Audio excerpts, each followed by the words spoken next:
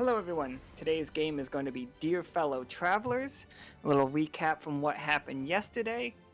Like, the recon crew decided to, well, didn't decide to, they were told to, survey the eastern side of the dark forest that is that is on the west of Dyad.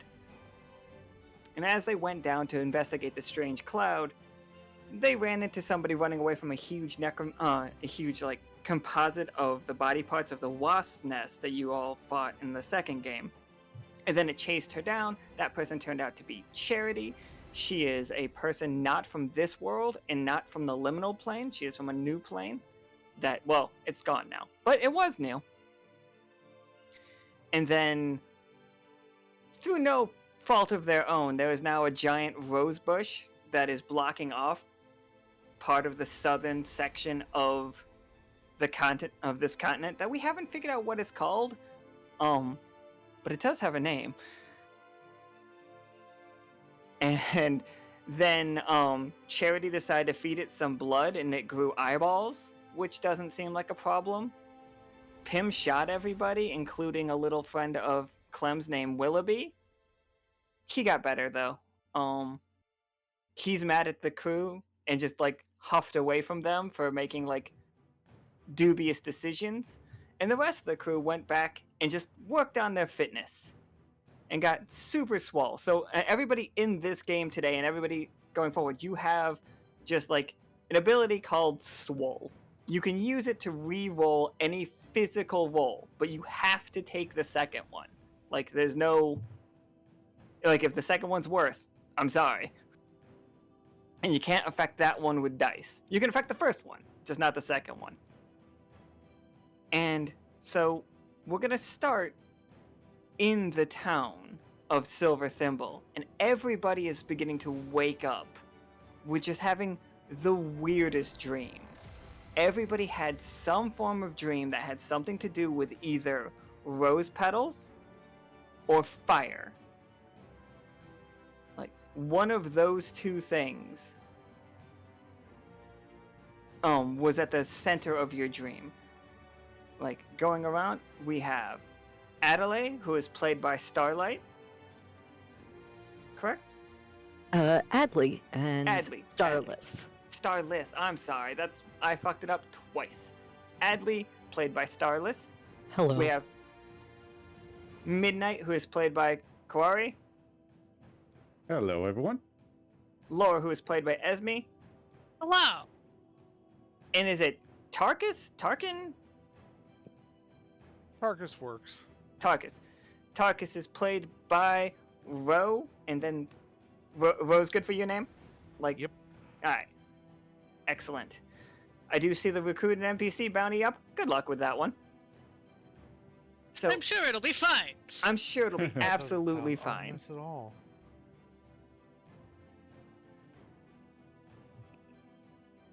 And so you are all waking up. And Midnight, when you wake up, whatever your dream was, you saw a single burning rose being consumed by a strange worm, and in your nose it is full with the scent of brimstone. But then immediately, old cartoons where a pie has has steam lines that comes up and beckons somebody forward? Yep. That is how the smell is to you. It is leading you somewhere. It doesn't come up, it's not all the time. I will let you know when it is coming up. This is from results of your Oracle card. Okay. Right. And then, Laura, as you also had these dreams, and Tarkus, you also had these dreams, even though you're a robot. Not the same dream, some variation of it. It fades in and out. It's hard to remember, but that is the gist of it. You all are awoken. You wake up at normal times. You don't feel beat up, or not really, by the dreams. Not you were chased all night situation. It just feels weird. and none of you can shake the feeling that you are being watched. Oh, that's normal for me. Excellent. Lore, on your desk, like as you like wake up and like check your paperwork, is a quick note that says like that says if you get if this reaches the correct person, I need a little help acquiring a specific item. Like, please keep this secretive and put together a fair team. And it's just like, it's clearly like a bunch of like dots. Like whoever was writing it didn't know how to correctly phrase. Right, doesn't know how to phrase like, hey, I need you to steal something for me. Need But you to to just go ahead. steal something without causing a major scene, but without putting that into the word.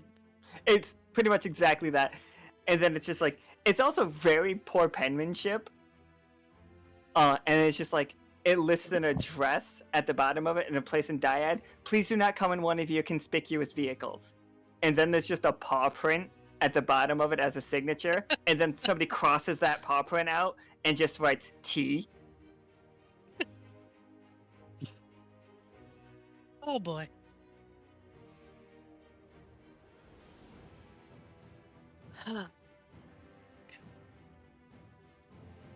Well, time to go find people.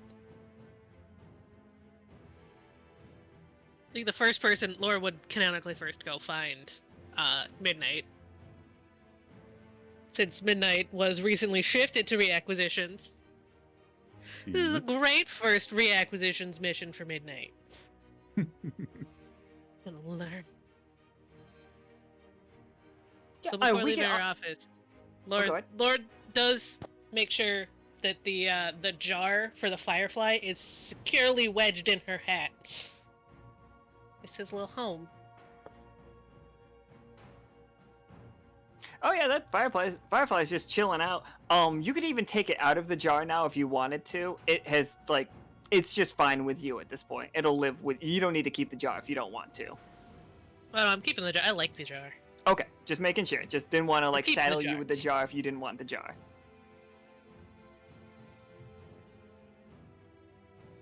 Alright. So like we can role play that you guys all getting together, or we can just say that like you grab the people that you see and like drag them along. It's up to you guys if you want to role play this part of it. That one's No, fine. pretty much be find Midnight and then just grab other people. Actually, Adli has a reason to go find Midnight. There would be a knock on the door. I don't know whether you want Lore to be there or not already.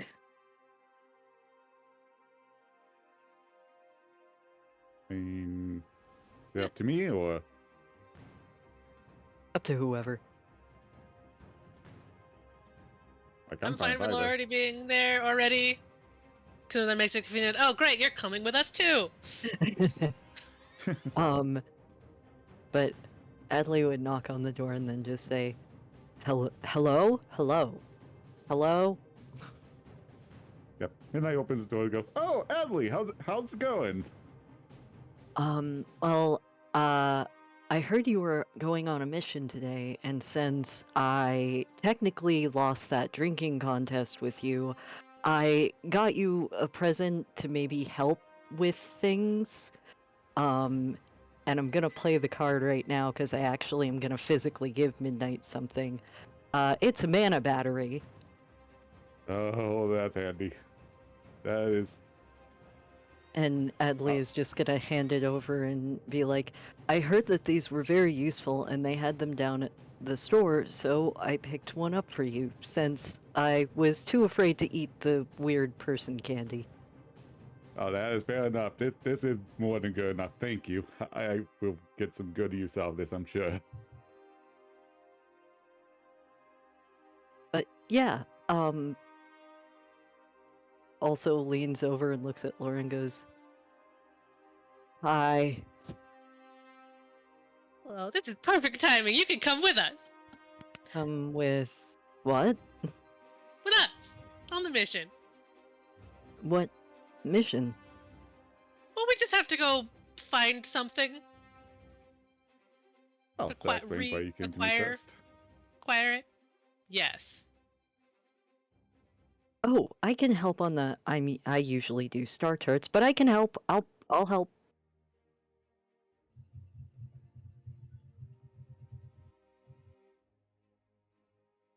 Yeah, I mean, so And we'll you kind got of just you go three. off and grab Tarkus when we see him. Just grab him. He'll conveniently be the first person I see and just be like, "You're coming with us too." Lord. Internal thoughts. You haven't pissed off any of the locals. You'll do.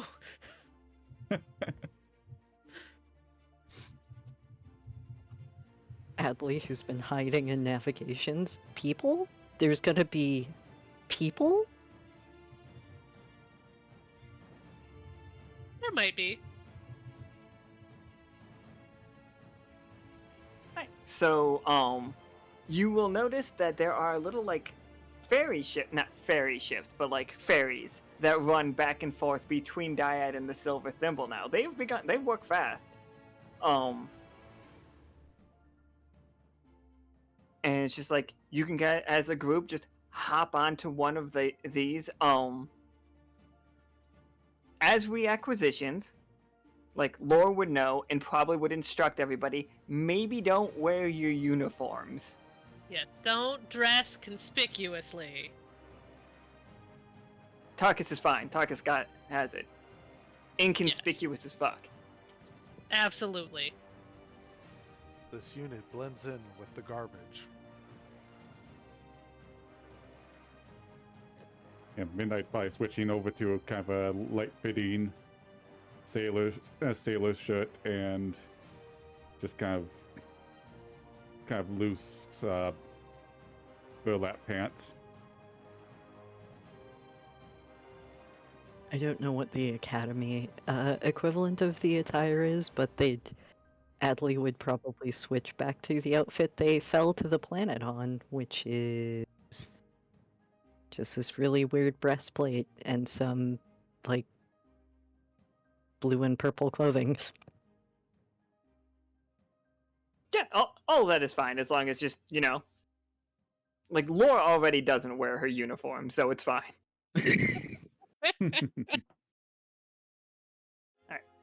So we're back at the city. And like the ferry, like we got a little ferry right down here. You can't see it on the one map, but it's here. And I was just like, all It's right, there. It exists. it's there. Oh, actually, the first map lore was down a little. Like, you guys will see what I was talking about before, like how I do not line up the tokens at all. But you can look at the address that's on your letter, and it is on the east side. And like, as if you just follow it, it is just the library. It is literally just where Thaddeus's library was. Mhm. Like, he could have just said at the East Side Library, but instead he gave you very detailed, like, an address and whatnot. Wanted to make absolutely certain we 100% went to the correct place. Yeah, he wasn't taking chances. No chances to misinterpret anything.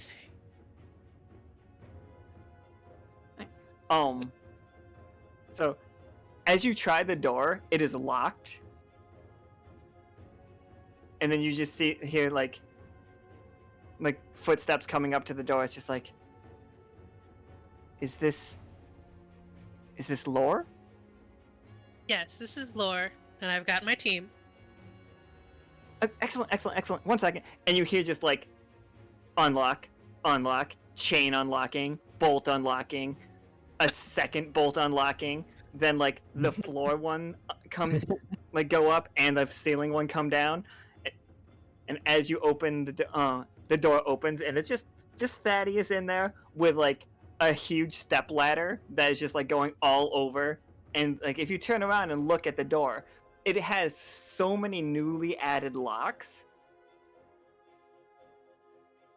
It's like and like looking around the library, a lot of the windows are either boarded up or are also like double locked now. Thaddeus, is everything all right? I believe I've been robbed. You believe you've been robbed. I can't prove it, but I'm missing books. 3 in particular. Interesting. I need help getting them back if at all possible. What kind of books are we talking about here? I am missing a book that is titled The Life and Time of the Quetzalworm. It's like, can't find it anywhere. It's like, and I'm well organized. It's like, I know that book should be right here.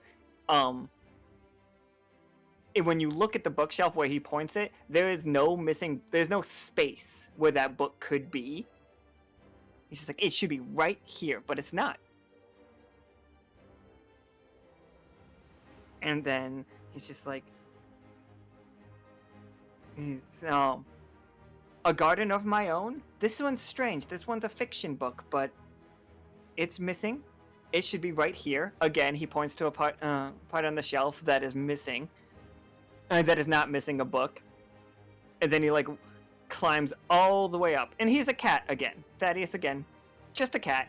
Climbs up the banister and like does a bunch of like leaps to get there and like scrabbles because he barely makes it. And then he points, he's just like, and right here, well, there was a book here, but I don't know what it was called, but there was a book here. It was orange. Do you remember what it was about? It was probably about the color orange. Well, you seem to have a good memory. I don't suppose you can draw or anything, can you? He holds up his little cat paws. Yeah, that's you- what I figured. If you think you can describe it, then I can draw. I'm a cartographer. Oh, excellent.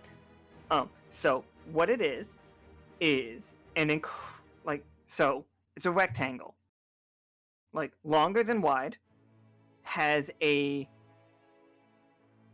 wooden-esque cover. It's not really wood, but it's like made of like some kind of like wood-like material. I'm not sure what books are made of. But on the front, it had gold lettering that said something. I'm not sure what it is, but said it. And then it was orange.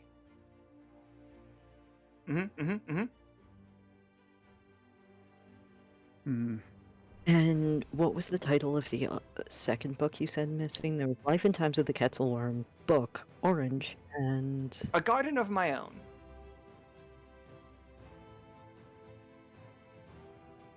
Sounds... planty? I haven't read it. I don't tend to read fiction. But I did read the cover. The Life and Time of the Quetzalworm is very important to me, though.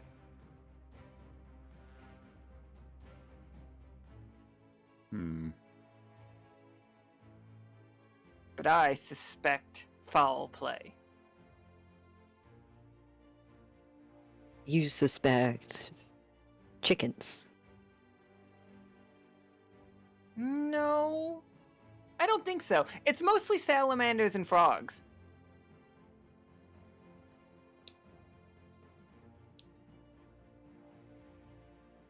Okay, so we're suspecting salamanders and frogs. Well, I mean, the criminal element of the city is not lost on me. Like, I may be a bit of a bookworm myself, but I know what Sal and his like are up to. But don't worry. For the most part, we have backup. Like, with the Wanderpus' help, and also the help of the folks from Gibbet. They're doing a great job building up, like, the radio tower. It should be done any day now. Oh, that's good.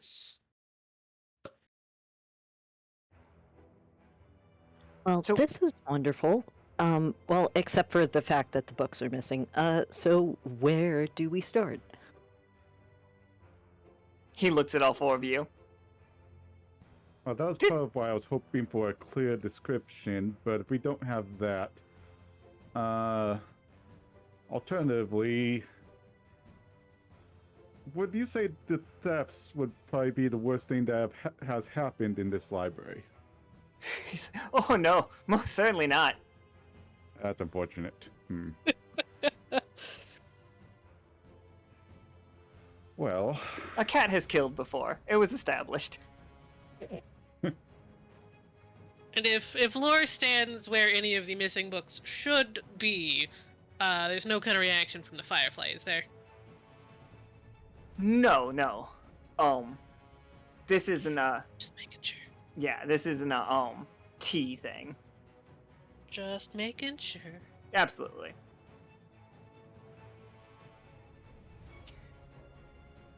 yep, But if you guys midnight want to is- investigate, some rolls would definitely do it.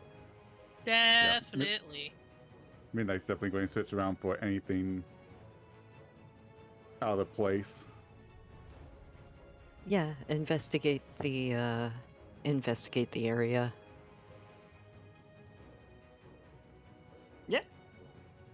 Who wants to give me that roll? I can. Sure, go for it. Alright, so, Kuari, when you get to, close to the section where the book, A Garden of My Own was, you see 4 little burn marks on the shelf.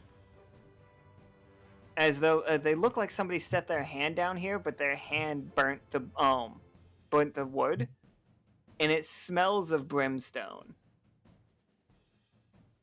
There's that smell again. But why here?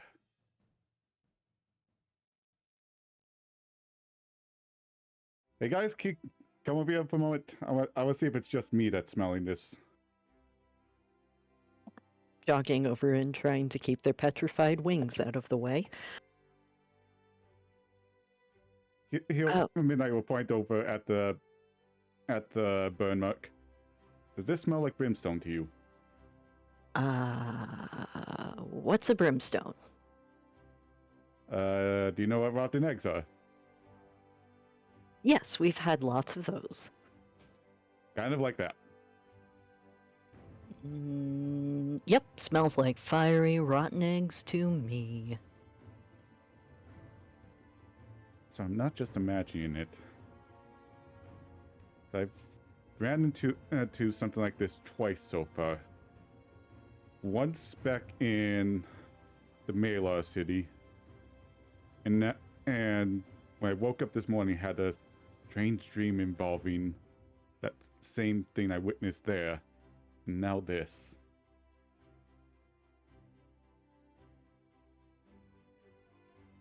I think I do remember this from a dream, but I'm not entirely sure.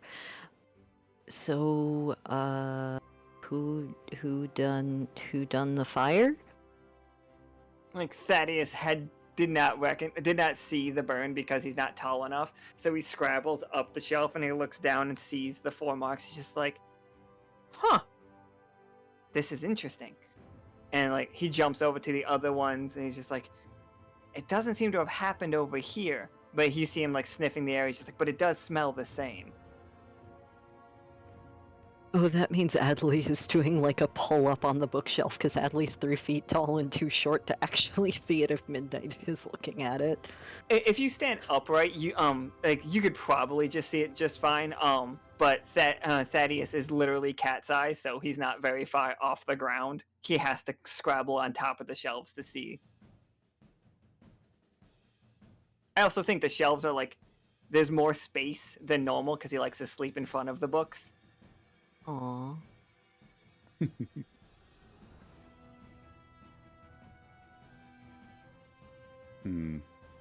Okay, so what does fire mean? 'Cause I'm pretty sure that this wasn't us. Like, Who have you been hanging As out much as I- with that you already know that? As much as I hate to say it, if this was us, it would be far messier, and we would never do that to Thaddeus. Thaddeus looks over. Well, thanks? Do you guys destroy libraries a lot? Not intentionally. It happened, though. I've never destroyed a library before. Kind of annoying that it does happen. I mean, one of the ways I pass time. Like, Thaddeus We is were like, attacked by giant whales. They kind of crashed one of their ships into a library of ours. It was very unfortunate. He's just like, oh, yeah, that sounds like a thing that happens. And he just wanders off, and then he comes back, and like strapped to his back is a fire extinguisher. Whereas like book Timby is like, yeah, that sounds right. Glad to hear it. Safety protocol around paper is extremely important. Absolutely.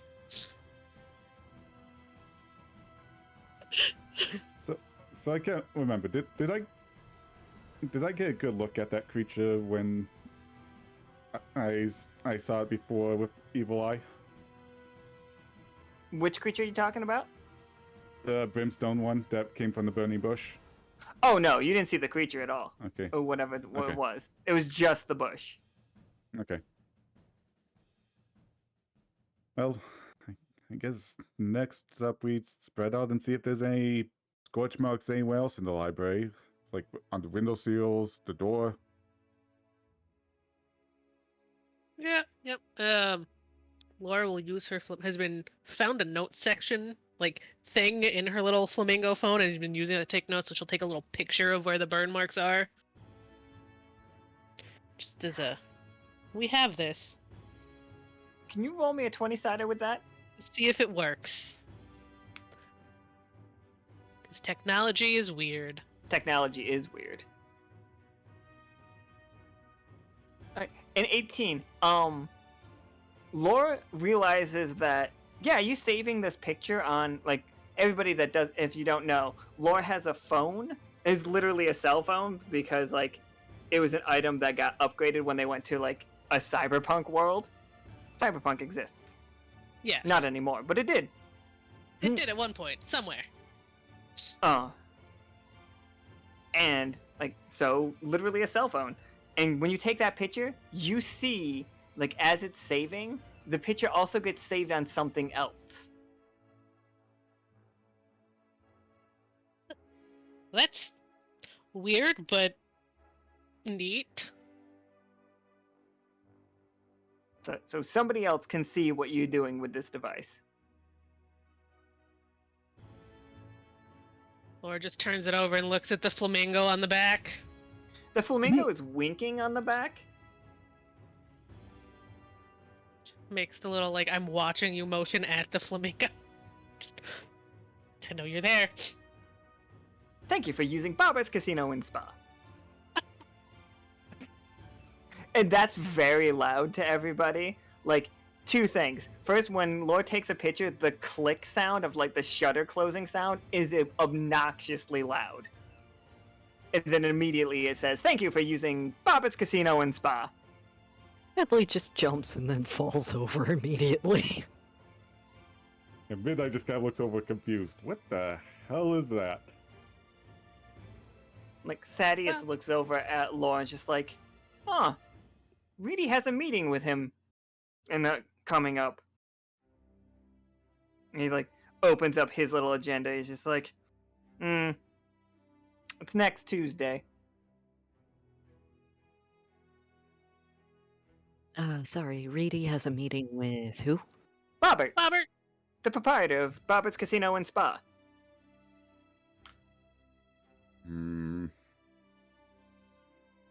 He made what this was originally.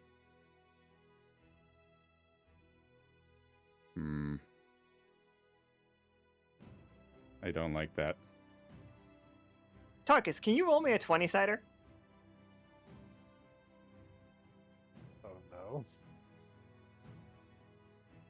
Tarkus get malware by being near it? Oh, Yes. that's Don't suggest. that's just the worst. Oh no. Yeah, I'm just gonna. We're just. That thing barely rolled on the table. It was just like, no, this is happening. Oh, you can't change a 1. Don't Oh be right, silly. no, my brain is dumb. This is what we're at. This is what we. Roll 20 was This like, would happen. you're getting this one. This is what we have. Ignore This that. is what happens when you tempt fate. Tarkus was not like he was put together correctly. Everything's fine. Is like just a little like malware got in there for a second. I'm sure it'll be fine in the future.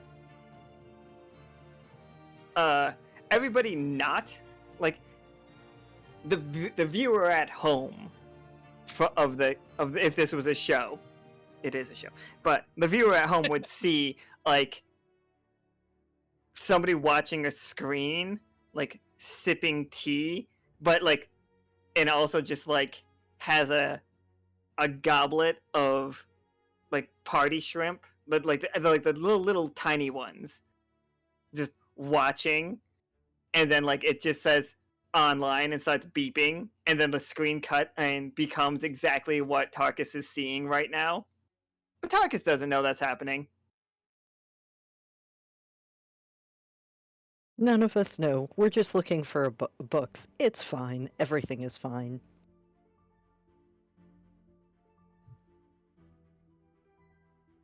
It's totally fine. Yeah, absolutely. Alright, so the only thing we have is this thing that smells like brimstone. Midnight. You rolled a successful roll, so I'm just gonna carry that one over. You notice the smell finger thing is leading you out the door. Okay. Yeah, I was about to ask if a track would apply to that, but yeah. Guys, I think I smelled over this way, so I guess our best bet is to follow the smell. Adli putting away notes in one of their many little bags, going, alright,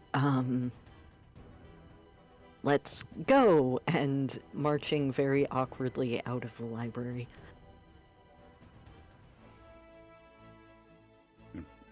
And I would try to lead the way and try to keep track of the scent. Yeah. So, because of your Oracle card and your 15, I'm not gonna make you roll again. But as you follow the smell, and you guys are walking through, and it's a beautiful day out here in Dyad. The rain is gone. The river's a little bit full, it's coming right up to it. So you really wouldn't want to swim in the river right now because of how just absolutely flooded it was for a while.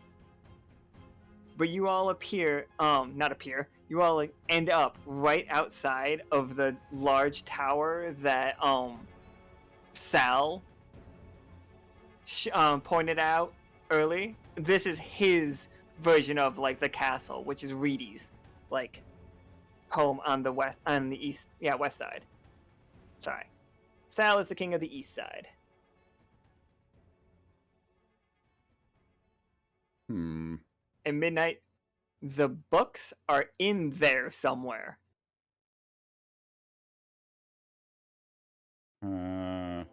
So Thaddeus was right, but strange.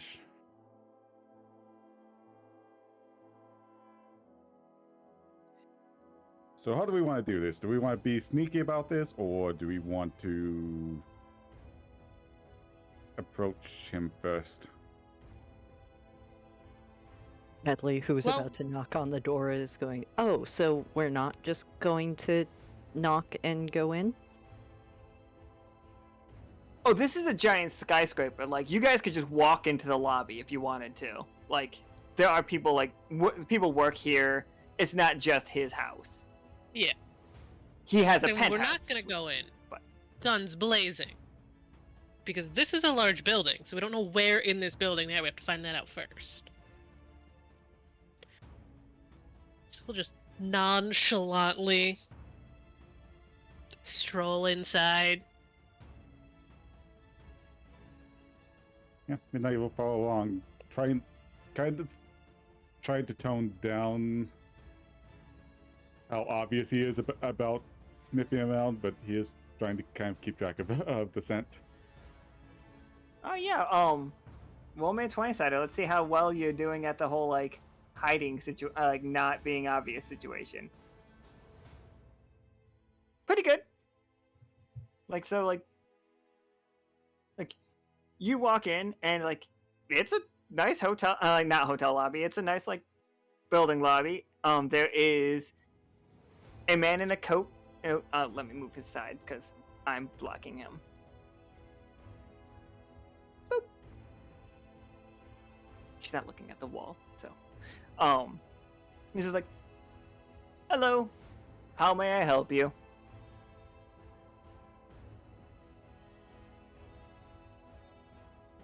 Hello. We were just, curious about your building and also wondering if Sal happened to be free since we haven't had the pleasure to formally make his acquaintance. He's just like, "And you are?"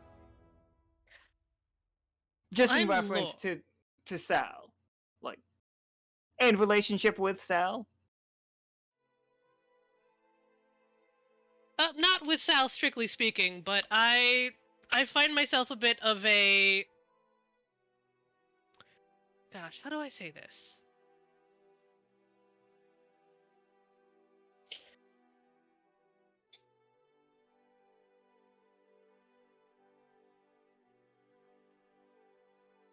Well...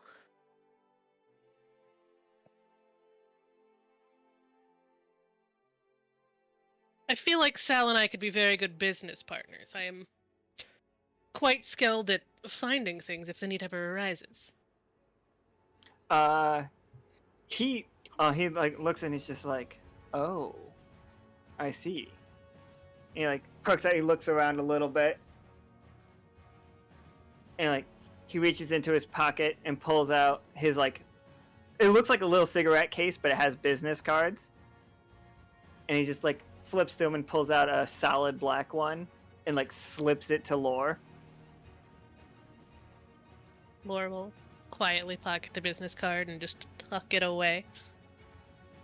He puts his like cigarette. He pulls out an actual cigarette and puts it in his mouth too, and like puts his case away. It's just like, "Now, Sal's out there. It's Monday. It's his day on the town. He's gonna be hitting the movies and he's gonna be hitting the local restaurants. He needs to be seen." Of course, of course. So like, if you just bumped into him, I'm sure that you might be able to have a conversation.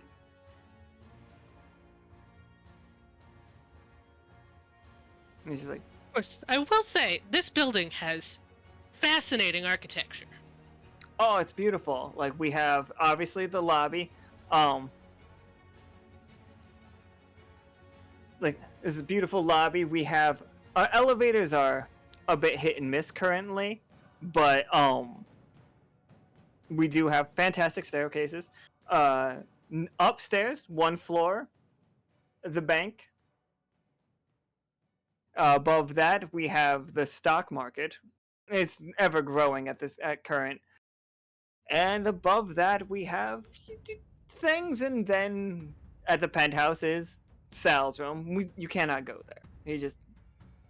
We can't No, go of there. course, you have to respect a man's privacy. You have to respect, especially a man like Sal.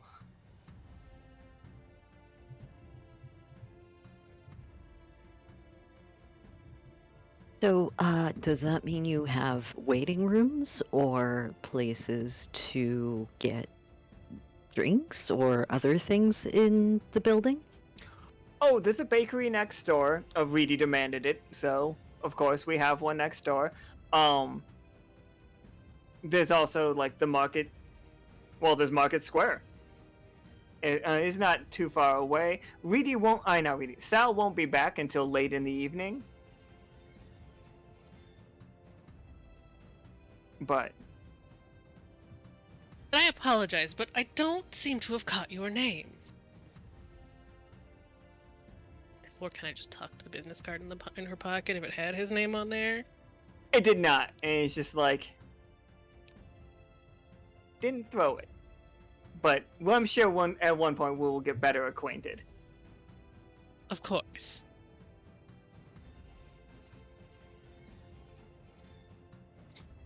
And you see him like go back to like kind of like security guarding it up, like not back against the pillar, but back to the pillar, like looking back and forth, like just watching everybody that comes in and nodding to certain people.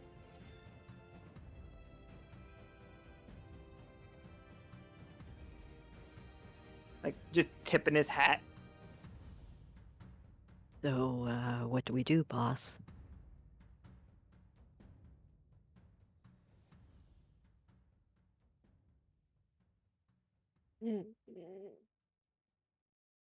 Now, you wouldn't mind if we took just a look around at the open areas just for the architecture, because again, it's stunning and I cannot take my eyes off it. I would not be able to live with myself if I left without seeing as much as I could right now.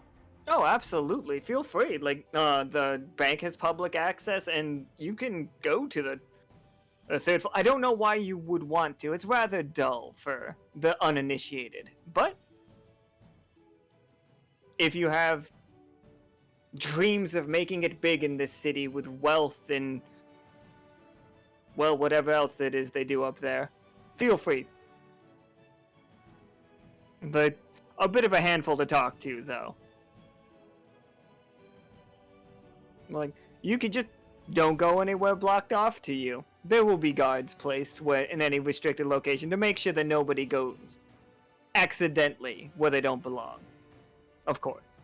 Of course. I would never assume that you would do anything like that. Never.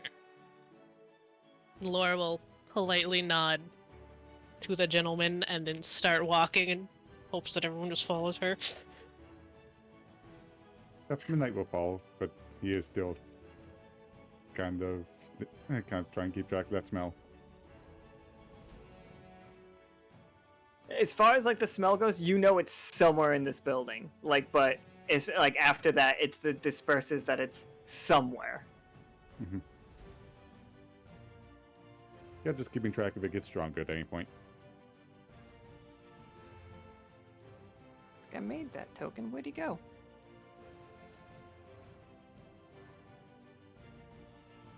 No. Oh, here we are. So we just go floor by floor until we can't go floor by floor? Yes.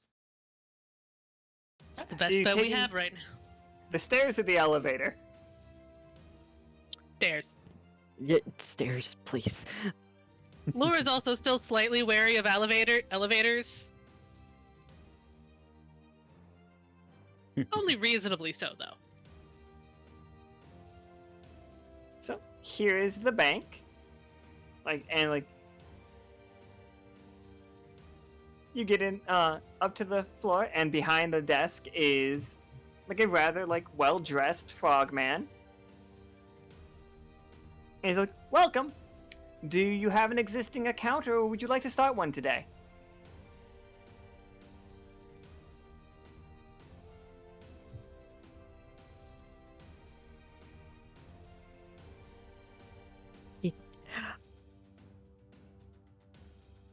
This is partially to buy Midnight and the others some time, and partially because Adli doesn't know a lot about a lot of things, would immediately go up and be like, "Oh, so what's an account, and what kind of accounts do you have, and what do you do with them?" Roll me a 20-sider. Let me...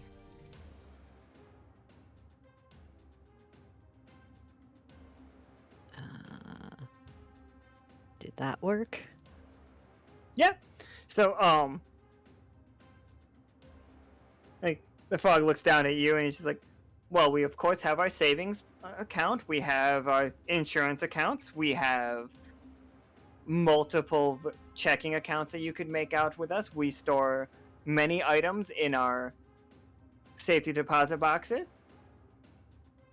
At least it's kind of like, and writing things down in the book and hoping that this buys the rest of the crew some time to just kind of look around without this person seeing them.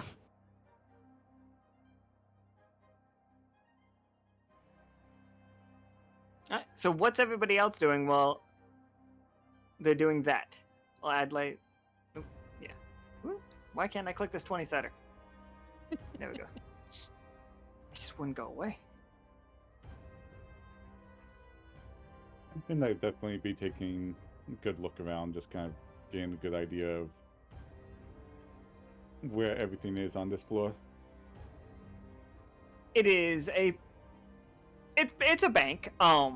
It is very few rooms that you are allowed in. A very wide open main area.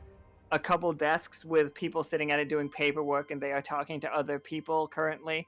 A couple clocks on the wall. Above the clocks, it says one says hymnal, one says dyad, one says consonant, but they all at the exact same time, so it's kind of weird.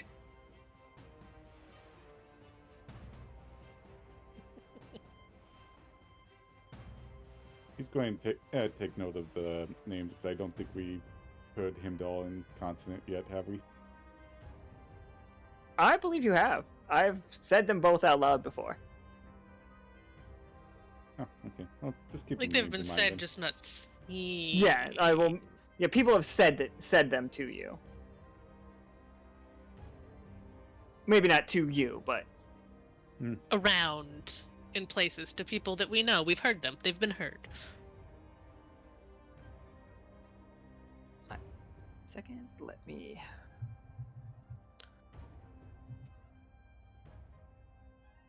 Where'd my die go? Nope, it just says rolling the dice and stuck there for a second. The bank teller is very it's just like, and like if you sign up here and like he slips up and doesn't meant when he says he's trying to get you to sign up for like a exorbitant account where they take a lot of your money, but like he's made it clear that he's like, yeah, and like if you just sign up here, we'll take 50% of the I mean, we won't take he gets flustered and like again he's just like, hold on, let me back to the beginning, and like you see him like pull his clipboard back up and it just has a script of things he's supposed to say, and he clears his voice and starts completely all over again. At least just hoping that someone else can sniff this out, or sniff this thing out quickly. But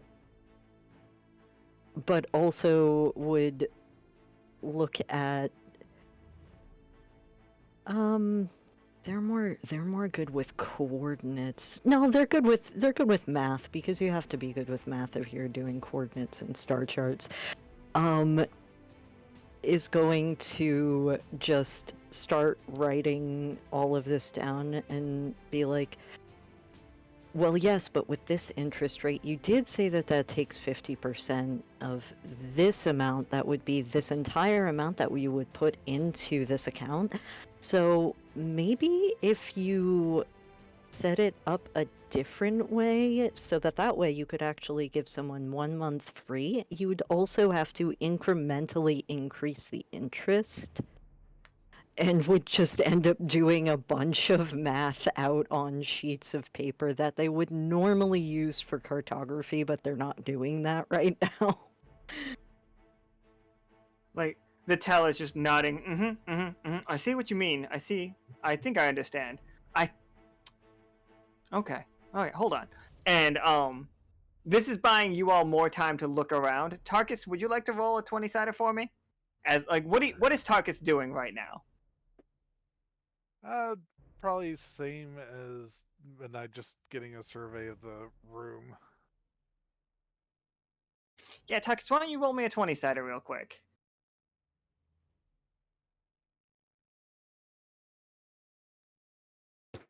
A 5. Nice, nice. If nobody's gonna change that, Oh, I'm no. gonna explain what's happening. Oh no. It's up to you guys. Failure's not bad, but like if you guys want it to be a success, that's also fine. I'm cool either way. Middle of the road? Okay. Alright, so, Tarkus, here's your tough choice. Something is being uploaded into your brain. But it is useful. Or you can see that happening and stop that line of communication.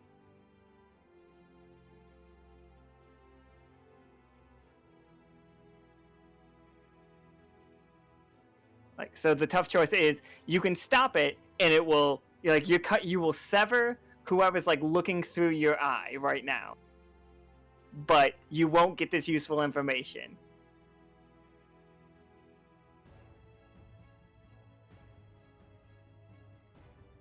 Oh, as tempting as that information is, he should probably turn on his firewall.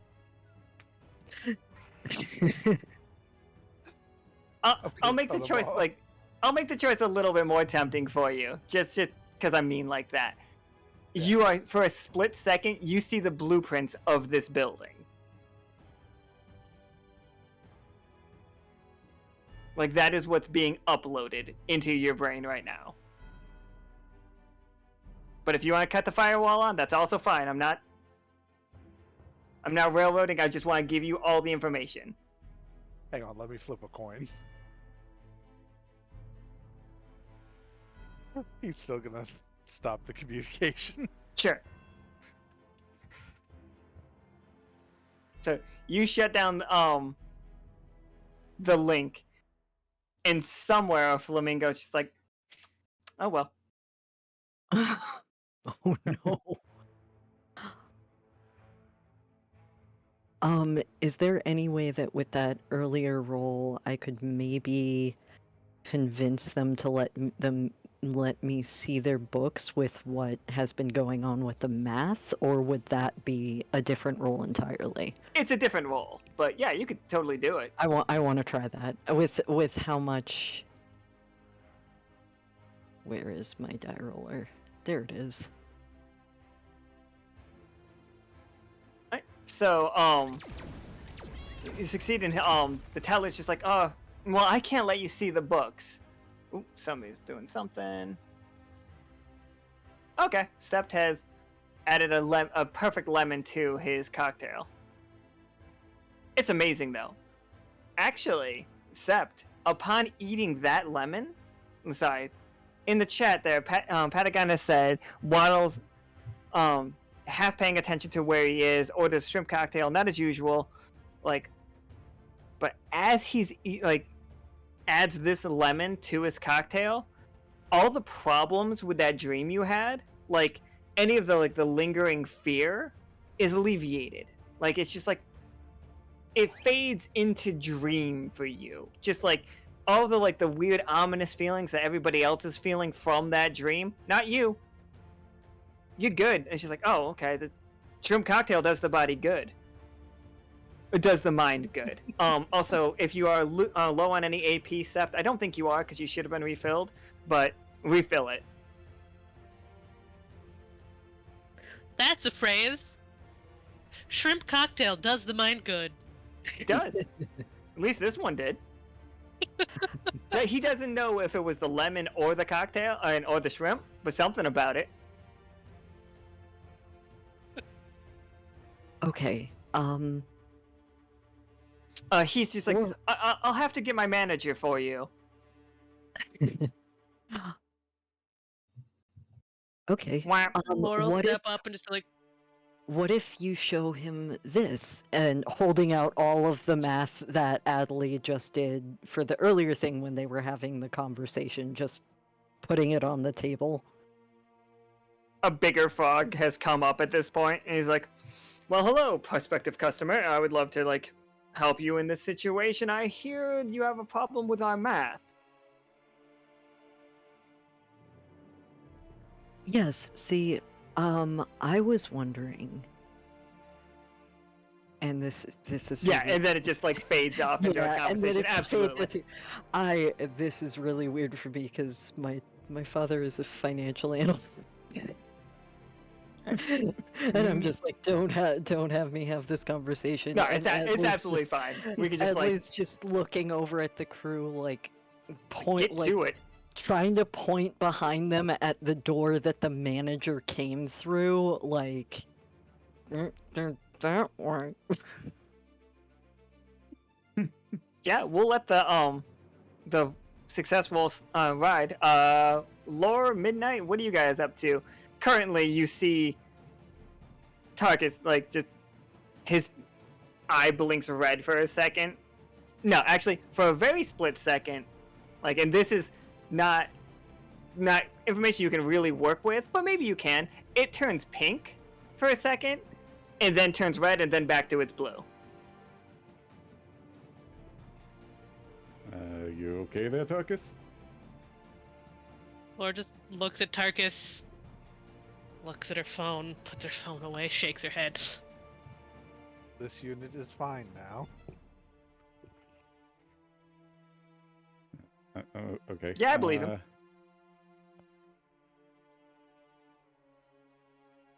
So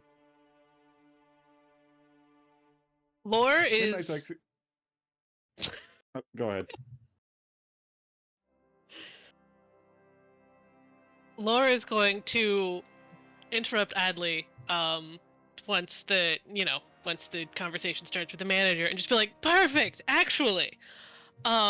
I was wondering if I could speak to you privately. I have some items that might benefit being safely secured, and I would like to have a discussion with you about that and potentially take a look at exactly how secure your safety deposit boxes are before I make anything, set anything in stone. Most assuredly, we would first need our insurance department to take a look at your items so we can give them a proper wealth for insurance purposes. You understand? Of course. Unfortunately, I did not bring them with me because I feel like they're not the kind of things you just carry with you every day. He nods. He's just like, and now me and you are gonna roll against each other to see if he can figure out what's going on. That you just want to look at the safety deposit box. So roll me a 20-sider, and you gotta beat that 8. That 8's already bad for me. And you did. You did. He's just like, okay. Is everyone with you? Because I am only taking one back there. Yes, they're all with me, so if you can only bring one of us, Laura will motion to Midnight. He is my security. I trust him above all else to assess that things would be up to par for me. He'll step forward and nod. Adli will leave the math on the table and take a step back and actually try to, while they're having that conversation, step behind Tarkus. And I want to use...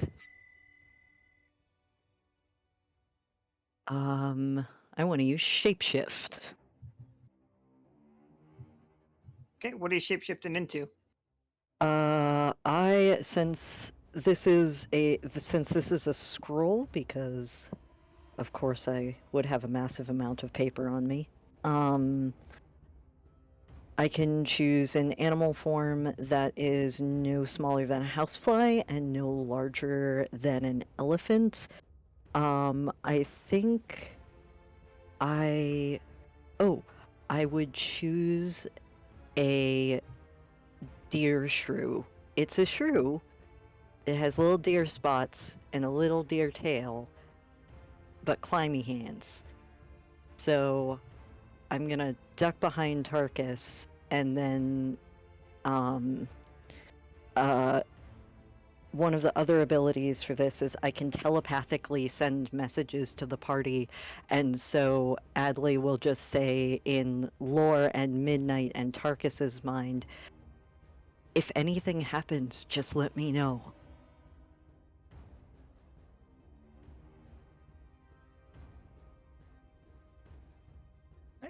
So I Very nice guy. roll me a 20-sided to see if like the rest of the people in this bank didn't see that. Like I know Tarkus is like big enough for you to hide behind, but there are other people. Yeah, I was just trying to like get the best corner that I could. Oh yeah, for sure. Where is my 20-sider?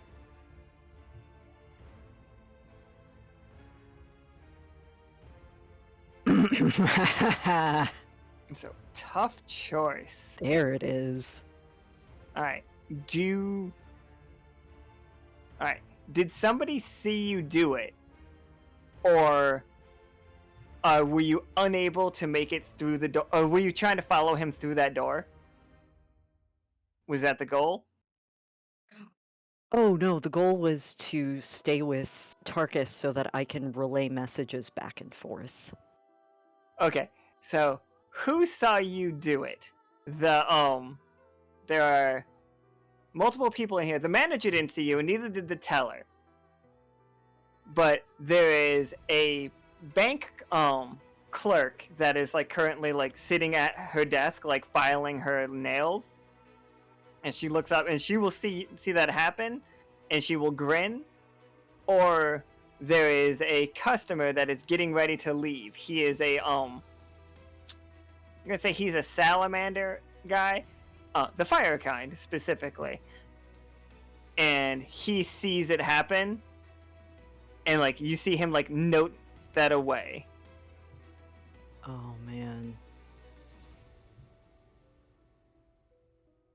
I like fire salamanders, but when you said that lady grins, this is either gonna be real bad, real good, or both, so I have to go with grinning teller. Okay, she sees it happen, and like she watches you like shrink down to the shrew size, and you see her like basically make eye contact with you. I try And to then look adorable. And you see her just go back to like filing her nails.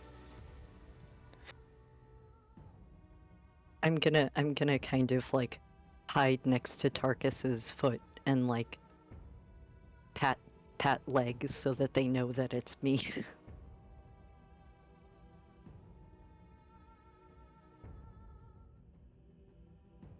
Alright. So the manager takes Midnight back into this room. And he's like, as you can see, we have a state-of-the-art vault. Created recently by Sal. He's designed this himself. Brought in some of the best craftsmen from Gibbet. It's just like full solid 2 feet of whatever material they call this, and he like bangs on it, and there's not a single echo at all. When he hits it, it's just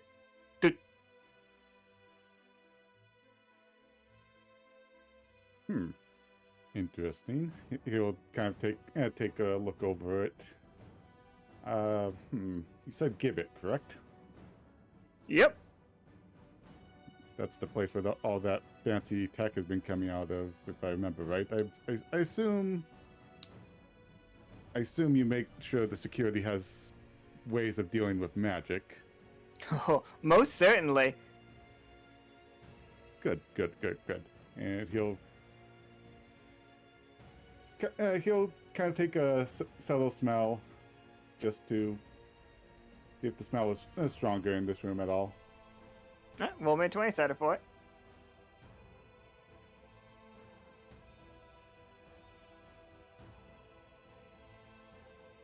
The smell is not any stronger in here.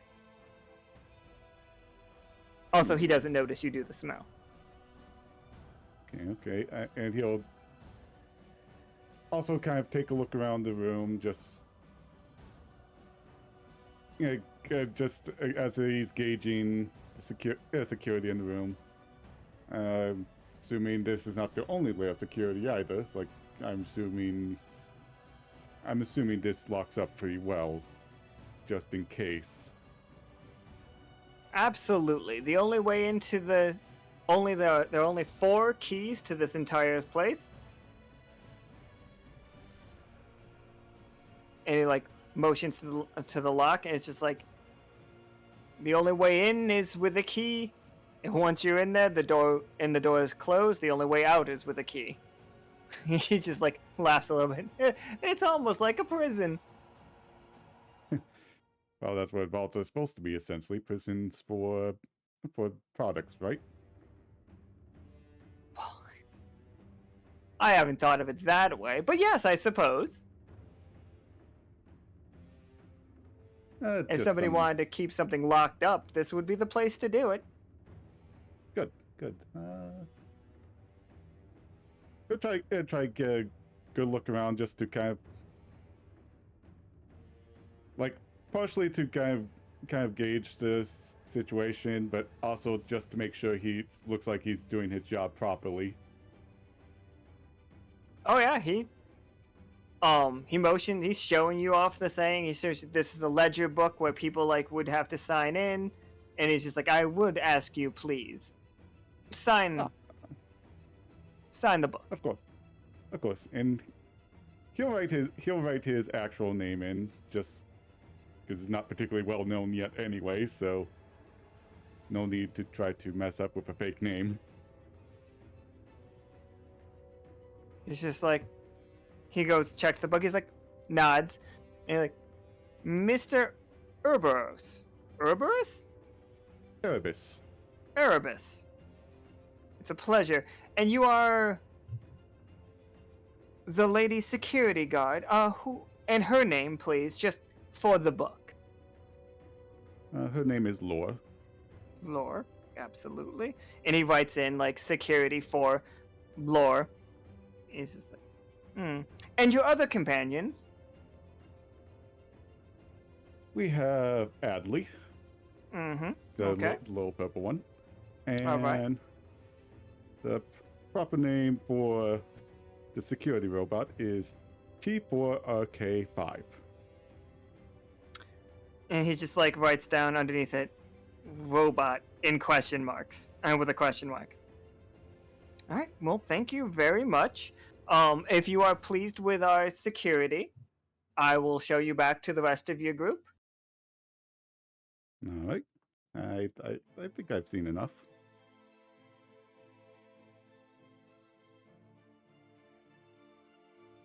I do really enjoy all of you just using your real names. Adli's is not their real name. Or like your character name. Like as far as like people know. Yes, as far as people know, that's fair.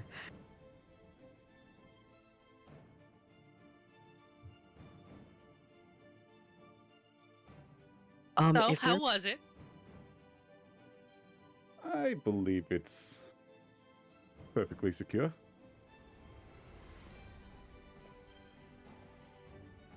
Fantastic. We'll have to set an appointment to come by with, of course, my things. We look forward to your patronage.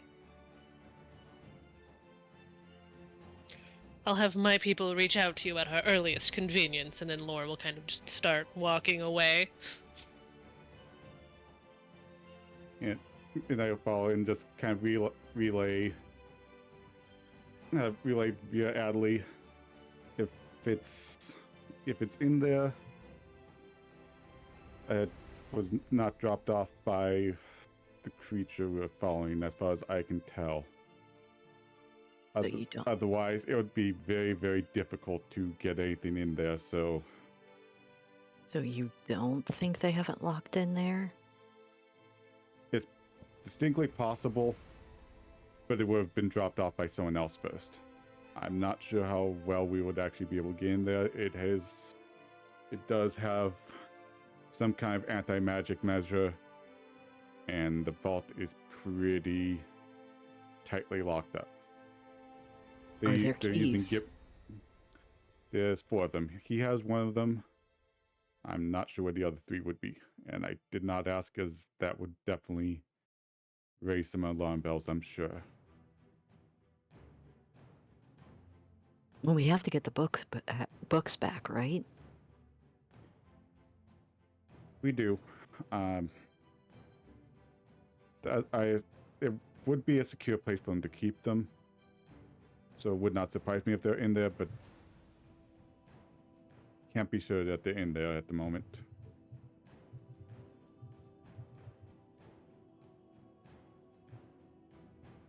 So yeah, the manager and the teller are both like staring at you four as you're all out there. Adli is just like curled up on Tarkus's foot as Tarkus is walking because they're small enough to do that right now. Laura, can you roll me a 20-sider?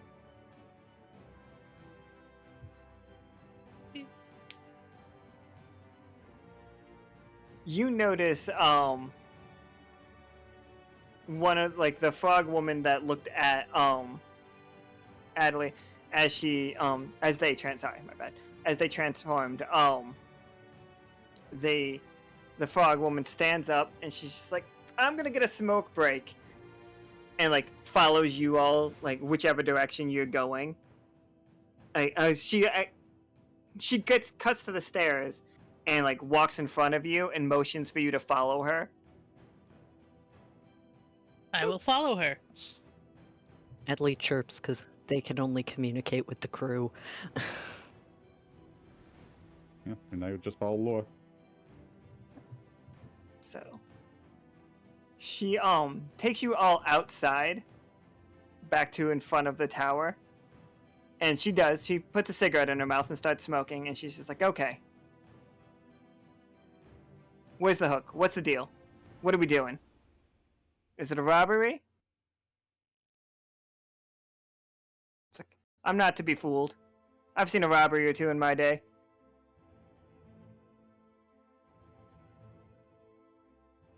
And I just kind of looks over towards Laura.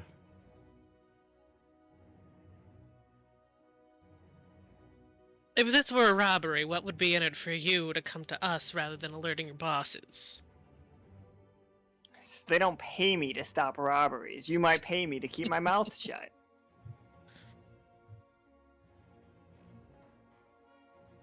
That's fair. Well, I wouldn't say we're looking to steal something. We are looking for some missing items for a client. You haven't... Look, I don't need to And know I'm who sure your we can client is. Of course not, and I'm sure we can come to a deal.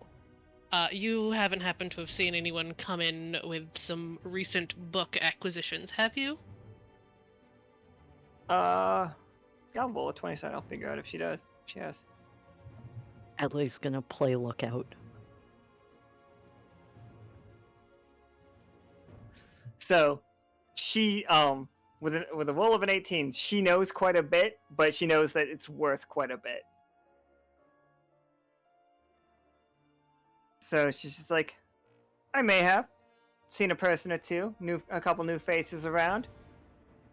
Might know about some interesting items.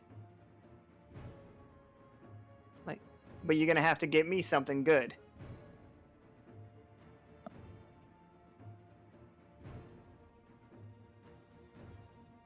Do you have anything particular in mind, or just coins? Coins, but the unmarked kind. Specifically, like, the ones used. You can't trust the ones in the vault. They're all marked in some way. And it's just like...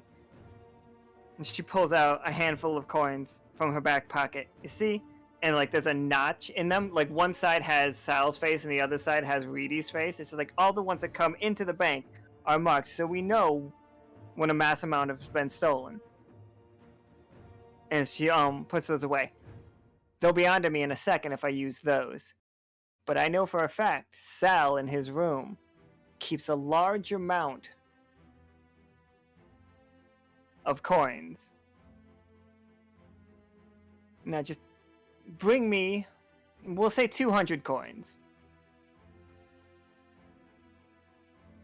And once you bring me, like, I will show you a secret area, but you have to promise to bring me 200 coin, is what she's saying. And it doesn't matter if they are specifically Sal's, or as long as they're just unmarked. I'm looking for those coins in specific. Those specifically? Okay. Those specific coins. He might have more than 200, but he has at least 200. She's also like chain smoking, and she has really long nails, like super lacquered nails, because frogs don't have nails, so they're clearly just press-ons.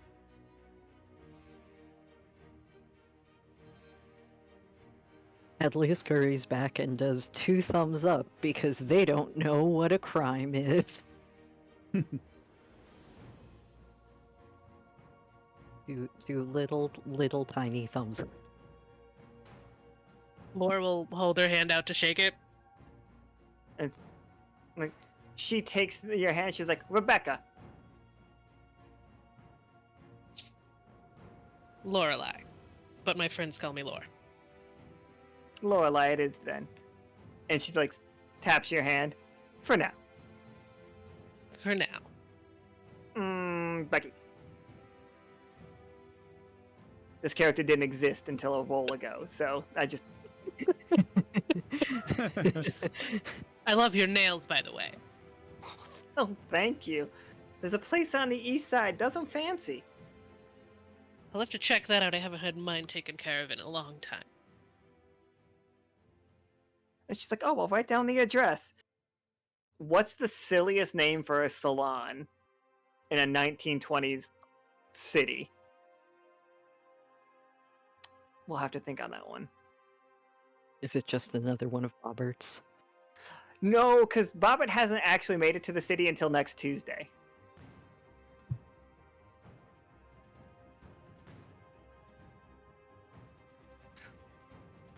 It's just called Raven Dice.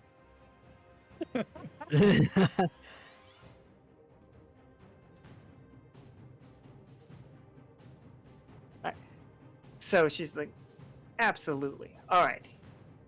Here's the info. There are actually 2 safes in this building. One is only accessible through the elevator system or directly through Sal's room. He has the penthouse suite. He will be out for the most of this day. The downside, like, the only access to Sal's room is either with one of the Linkerton keys or with his key itself.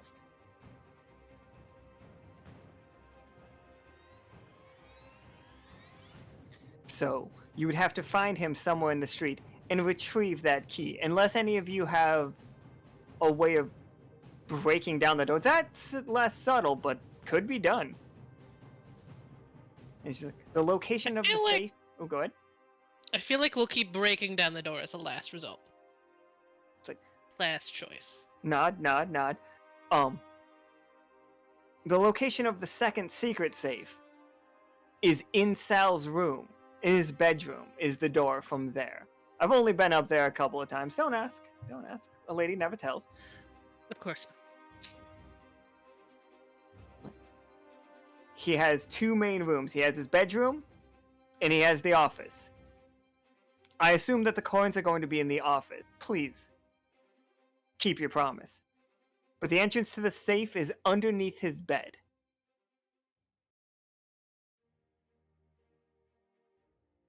Adli chirps, and to the rest of the crew goes, so does this mean we have to hunt down Sal? Unless we can somehow get a hold of Vatna. Laura's gonna nod and then I'll be, well, mainly directed at Becky. Also towards Adli. That's okay. It's psychic, don't worry. Yes. Becky looks over at Tarkus and is just like, aren't you just a big hunk of metal? And she like runs her finger down his like chest, and it makes the annoying like nails on a chalkboard sound. Adli squeaks and hides.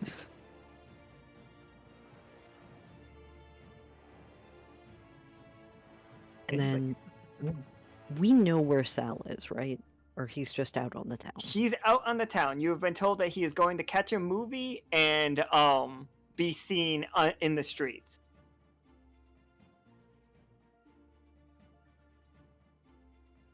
Okay, like, well, gotta be nice scene. Becky's just like looking up and down, looks Tarkus up and down. She's like, with this size, I bet you wouldn't have any problem with that door, would you, big guy? What is the door's composition? Well, that gibbet metal. And she looks up and down, looks you up and down, and she's like, I assume that you're familiar?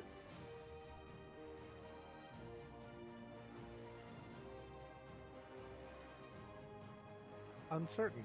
This unit has only recently been repaired.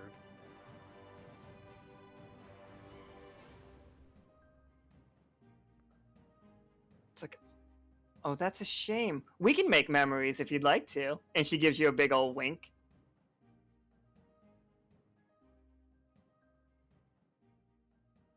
At least Everything just she's coughing. throwing at him is just going completely over his head. Yeah, Adli is so confused at this conversation going, shouldn't we go find the thing or break the door or one of these things?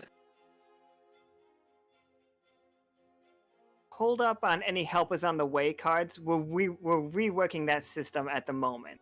Like, don't play any in this first month of games, basically.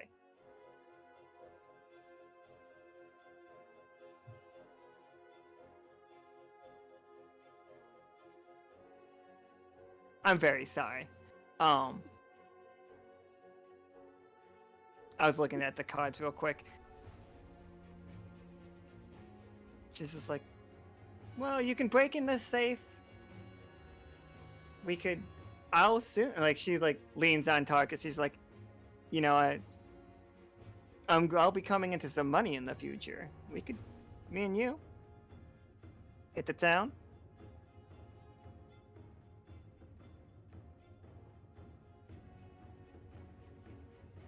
Why would The we hit quieter the Tarkus town? is, the more interested Becky is.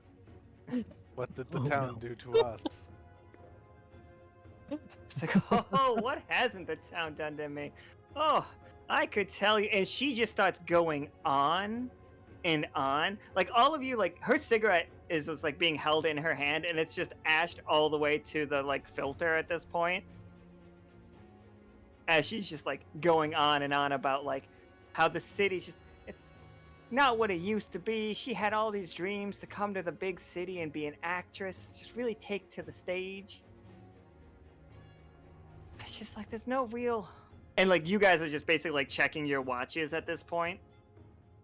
Yeah, no, Adli is getting the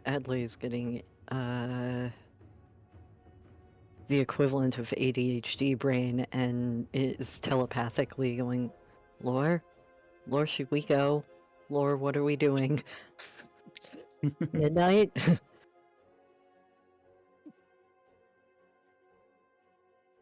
I have no idea what's even going on right now and why she would be Just hitting on a enjoying this robot. Okay. There's a long-nailed frog flirting with a robot. I don't Lauren- know what part of this you're not getting. Adli Lauren's has going also to has no gently idea what cough flirting is. and interrupt Becky. As much as I hate to interrupt your conversation with our boy Tarkus here, we have to get to work, but we'll be in touch. And she's like, oh, absolutely. It's just like, but it's a date, right? And she like does the like nails down a chalkboard thing again on his rust and just like walks back in the building. It's like, you'll find him on 5th Avenue.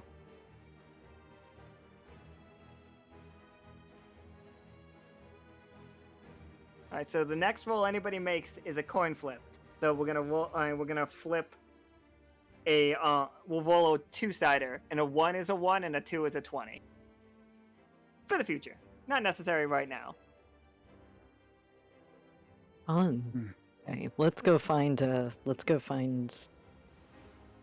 the dude that I immediately Let's forgot go his find name Nell. is. Yes. Lore, who is Yeah. just now that Becky is gone, just kind of breaks out laughing and pats Tarkus and just like tells him good job. I'm gonna roll a 20-sided to see how strong those nails were real quick. That woman was strange. Adli just, yeah, she was very strange. Tarkus, don't worry, her nails weren't very sharp. So like when she tried to carve the heart into your rust, it didn't work. But you tried.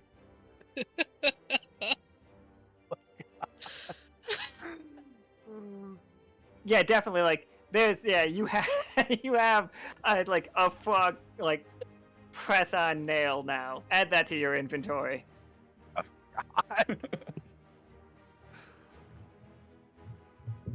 In the future, we'll figure this out. Off to 5th Street. Right, so we're off to 5th Street. Do you guys want to check the cafe or the movie theater first?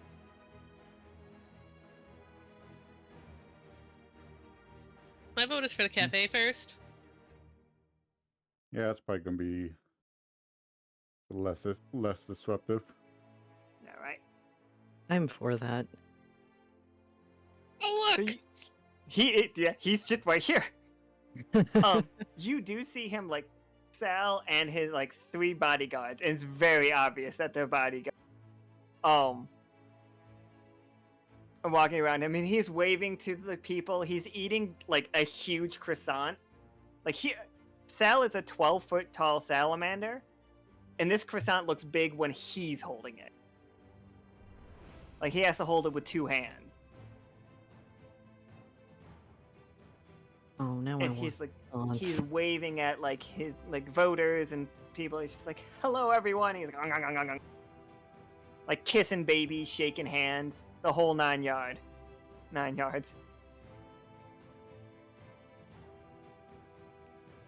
Okay, well, since I'm smaller, I want to hop around and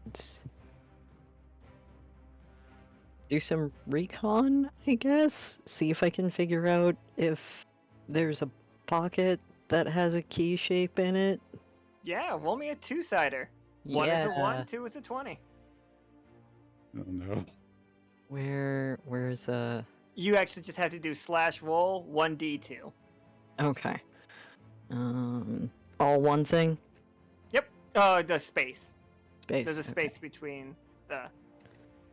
Alright, time for fun. There you go. So it's a 20. Hey. Oh, Um, nice.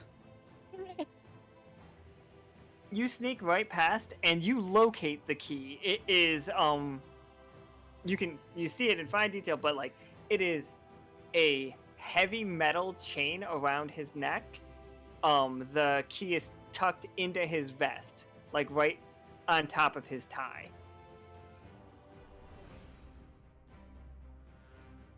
So you found exactly where the key is. Adli to the crew. I found it. I have no idea how we're gonna get it. Because it's on a chain around his neck. And it's tucked into his With a vest 20, I'll pocket. give you a little bit more. As like the idea like comes to your head to like reach out and touch it, you sense that if you touch this, your magic is going to be dispelled. Oh. Also, there's anti-magic on it. Anti-magic wasn't as big part of this game until you guys decided to make friends with the people from Gibbet, and now it's everywhere.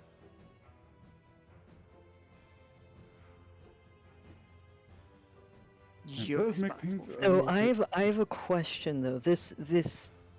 The chain is definitely metal, correct? Yep. It's the weird void metal. Tarkus has a cannonball that is made of the exact same stuff. The cannonball's on a chain though, so.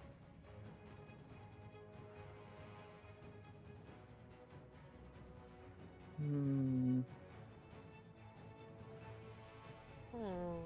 I'm gonna scooch back to the others. I've relayed all of the information.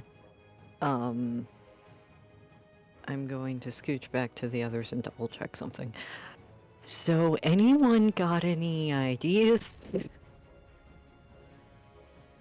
With anti-magic being involved, that is tricky. It would dispel what I'm disguised as. At the same time,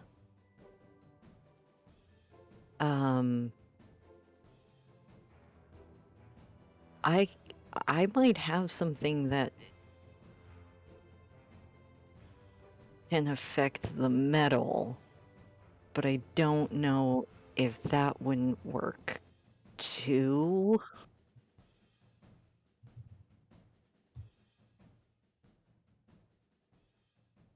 Like, what are you thinking? Well, I can turn metal into plants. Not I this suspect metal. that they met. Yeah. But now, I'm just thinking. Since like you said, it had to be. Go ahead.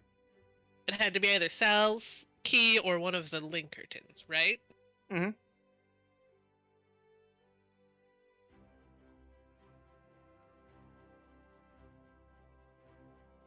You found Sal's key for sure.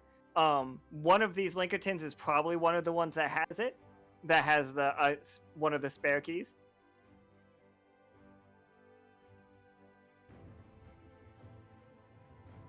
Right. Like Sal's just like he's just at the end of his croissant. He's finally finished like the end of it. He's just like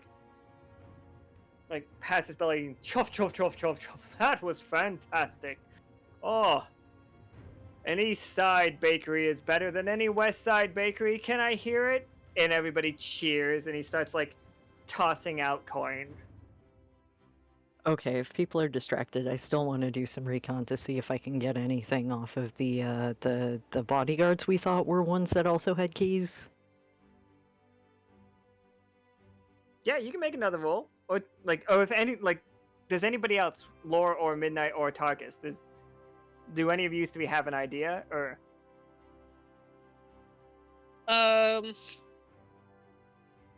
Laura would rather than trying to catch one of the coins when he's throwing it, kind of step forward and applaud his statement to try and get like his attention, slightly distract him from whatever Adli might do. Oh yeah, give me a 20-sider. Unless you're using an ability of some kind, but I don't know which abilities you would use. Yeah, I don't think any of my abilities No, would I be don't have. quite good for that. Let's see. I don't think I have anything either. I'm just gonna try to. I'm just trying to scout. I was gonna ask, could I possibly use size up to On see Sal? on the Linkertons? Oh, absolutely. Because if one of them has the key, possibly one of them's a little more on guard than the other. Oh yeah, I love that plan. I'm gonna give me a roll, and then I'll get them both at the same time. The 13, which is a success from Lore, and a 13, which is a success from Darkus. All right, Hey, look, lucky number 13. Yeah. right. So as Lore makes her way through the crowd, Sal sees Lore and just immediately takes his hat off. It's just like, well, well, well, it must be my lucky day. You see one of the Pinkerton, the Linkerton in the back here is just like, sir, your track record with women lately. He's like, I'll have enough of that, sir. You are no place to preach to me, Samuel. I've seen what you bring home. And Tarkus, Samuel, the one back here, is the lead. He's watching Sal's back, but Samuel is the second in command, and he's standing more wary. You can tell automatically he has a not just his service pistol, but underneath his coat he does also have a Tommy gun. He's just wearing a long coat.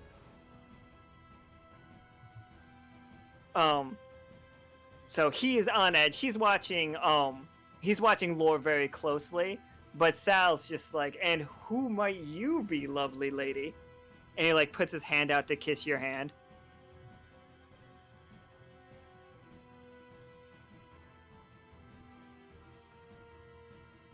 Sorry, I Did just I- one sec. One Oh, no, it's second.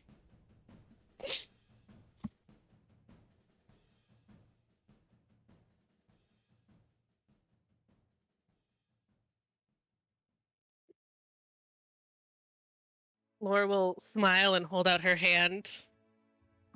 and then introduce herself the same way she did to Becky as Lorelai, but my friends call me Lore. Well, Lore it is then.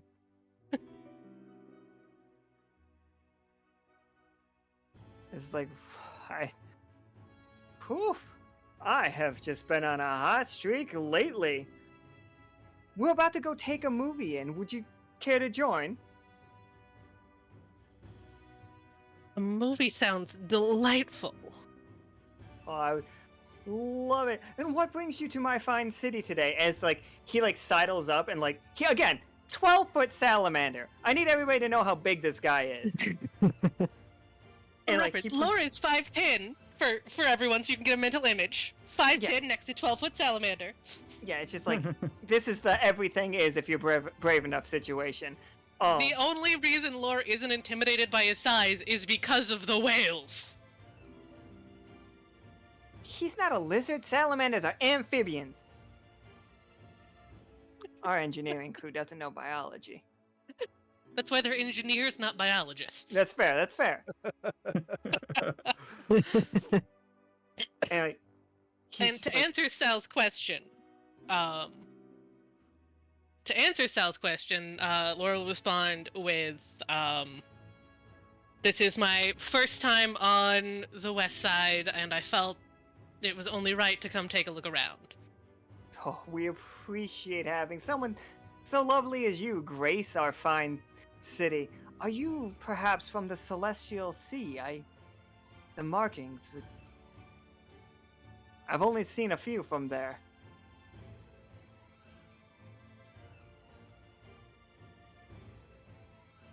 Like, everybody is just like blink, because like nobody's mentioned the Celestial Sea to you all yet.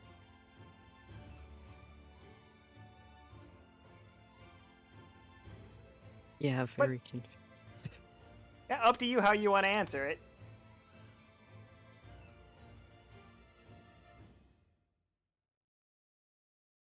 I'm sure I have some relatives there, but I've never been myself. Oh, you must. It's like a night sky. Beautiful. I've been there once myself. I am a well-traveled I'm not a lizard. I'm a well-traveled salamander. Reading chat will honestly just fuck me up, by the way. Listen, clearly he's not a biologist either. But it could be thirsty sword lesbians and not quests. Yeah, there's always But we need more lesbians. I don't think this would count as a lesbian encounter, though. That's why I said we need more lesbians.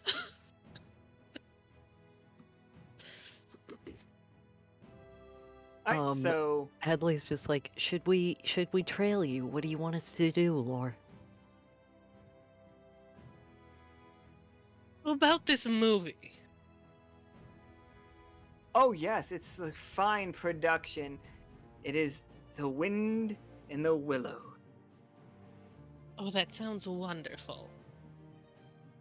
I hope you don't mind, but I don't believe my security would let me go without them coming as well. And Lore will motion to Midnight and Tarkus, since they're the two that stand out far more than Adli does right now. Yeah, Adli's either hiding behind Tarkus or hiding behind Midnight. Yeah, Midnight's just kind of standing by. He looks over at the two and is just like, well, they can't sit next to me. Those are reserved. I take up many seats myself, and I need a seat for my popcorn. And obviously you would need they'll a be seat. fine as long as they can see me. Absolutely. I would never deprive anyone of that. So, yeah. Tarkus, have you told, you know that you know that Samuel is the head bodyguard. Do you want to try to, like, basically scan him to see if you can locate the key on him? Sure. Alright, give me that 20-sider.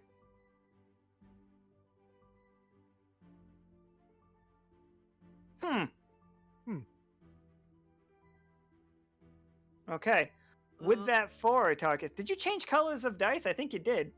I did. Oh. That's how I got a 13. It's just I will some give you. I know a quickly 4 is supposed to be a deteriorating failure, welfare. but I'll give you a tough choice because it's a tougher choice. I'll let you know exactly. Whoop, somebody's changing something. Alright, one more roll.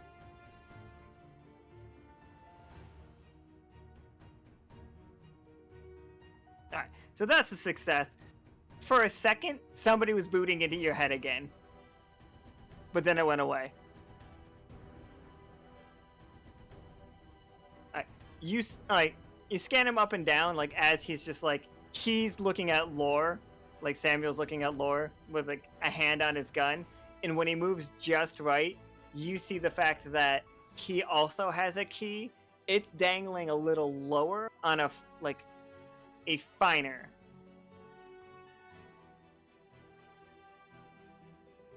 It's 3 failures. That's just for ones. Oh, is it? Okay, never mind. I guess.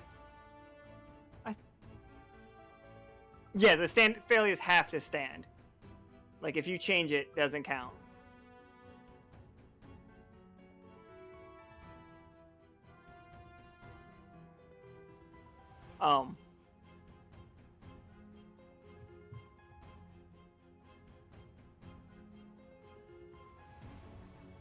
What? Sorry. Alright, like, you see it on a thinner chain around his neck. It's definitely like gold. He's not like flashy at all, but this one thing is like a bit of jewelry. He's got a nice gold chain around his neck that holds his key to the safe. And yeah.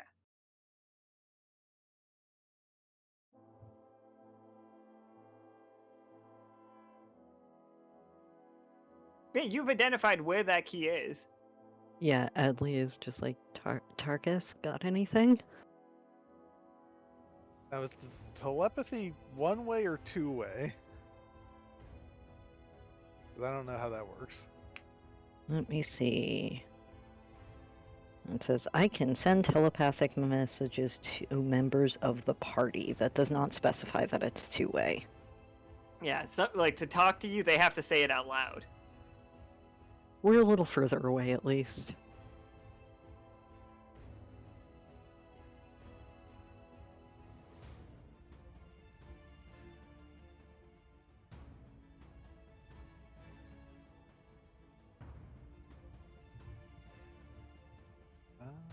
But yeah, you can just tell them that, like, you can tell the whole party that, well, except for Laura. Laura is currently being led down the street by a giant salamander. As quietly as he possibly can. Oh, Adli just makes uppy hands at you with the little shrew hands. Tarkus will Sometimes for kneel flavor, down and let Laura's you got- climb onto his hand. Adli will sit there so you can talk to them. The one known as Samuel also has a key around their neck. Do you know if the chain's also magic? The chain appears to be golden.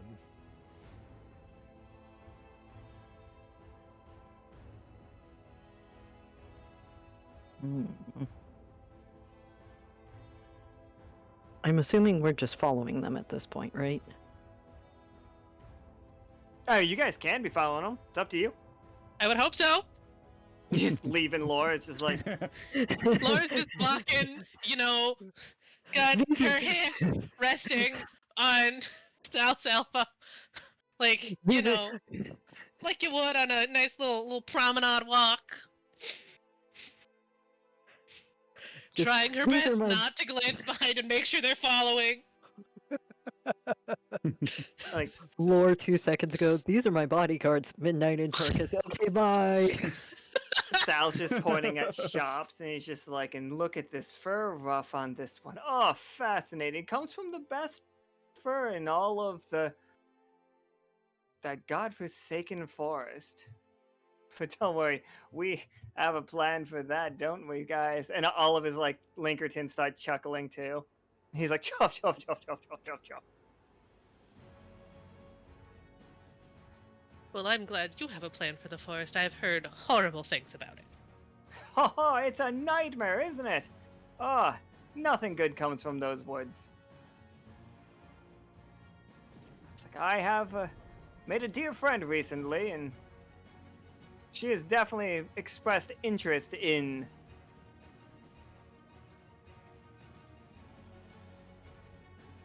I was in the middle of it anyway, so here we go. She has expressed interest in tearing that forest down. And, like, once we command trade between us and and Yoke, it'll be fantastic. As long, like, and whether they want it or not, we will make this trade work. The embassy that Wander Crew made has really played directly into our hand. I'm sure you've heard of the Wander Crew, correct, Lore? Oh, I've heard of them, yes.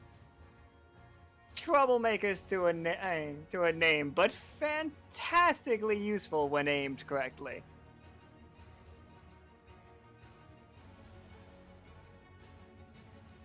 But really, tearing the whole forest down. Not the whole forest seems a bit extreme, but a pathway. And he's just like, he's just like, maybe if you, I don't want to be forward, but at some point you come to my room, I can show you the blueprints.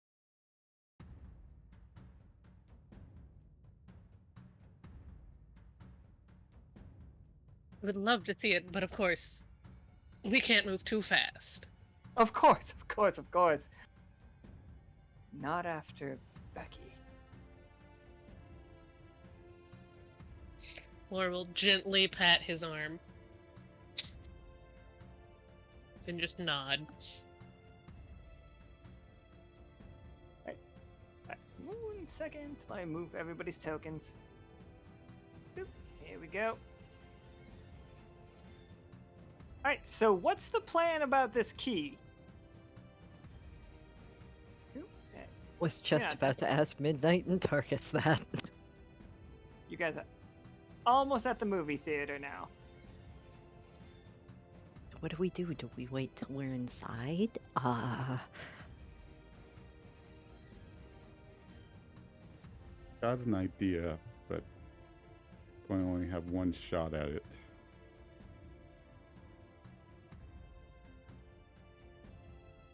If I can accidentally nudge against that guard, I can make sure he doesn't notice it missing. And I might be able to pickpocket it, but I'm not sure.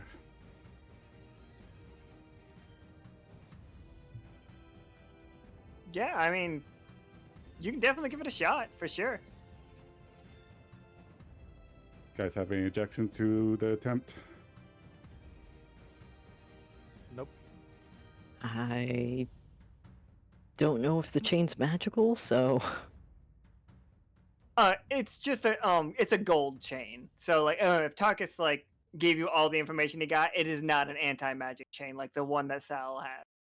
oh, if that's the case, then I can turn it into flowers, which means I could cause the key to fall off. Too conspicuous. I have an idea that should work. If once we get inside, it'll be darker. Okay.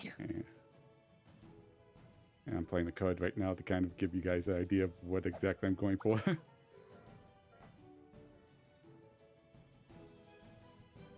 I've got a false scent scroll.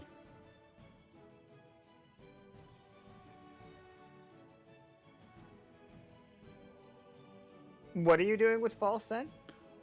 When we get inside and it's a little bit darker, I'm going to use that spell and kind of, as we're trying to get seated, accidentally nudge against him, and make it where he feels like just what he would normally like. He'll feel like the key is still there, regardless if it's there or not. Is the idea. Like he'll still feel where that chain is, regardless of what happens to it.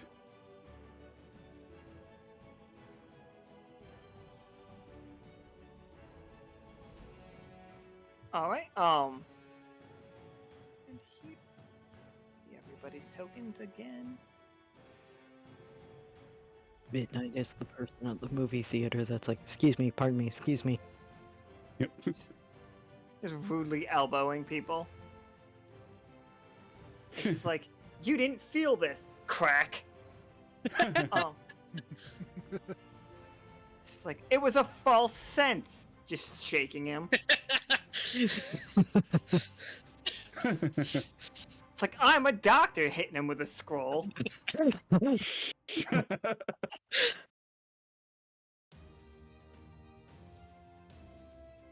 Alright, I don't have the interior of this place as a map, so go ahead and just make the roll.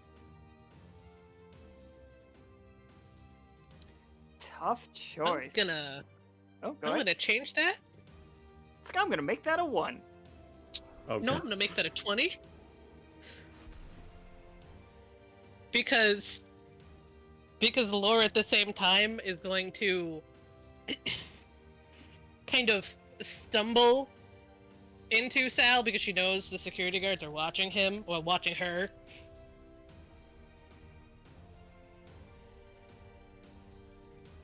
All right, so you stumble into him, and that's absolutely As a see, additional distraction to the security. absolutely, and like everyone, this is what I would love if it happened more with the cards. If you explained, and like I understand not every situation is right for it. If you explain in character how your character has made that a 20, I love it. So, good job, Laura. I try. I appreciate it. I appreciate every time anybody plays the card, but like I love it when it lines up with the RP.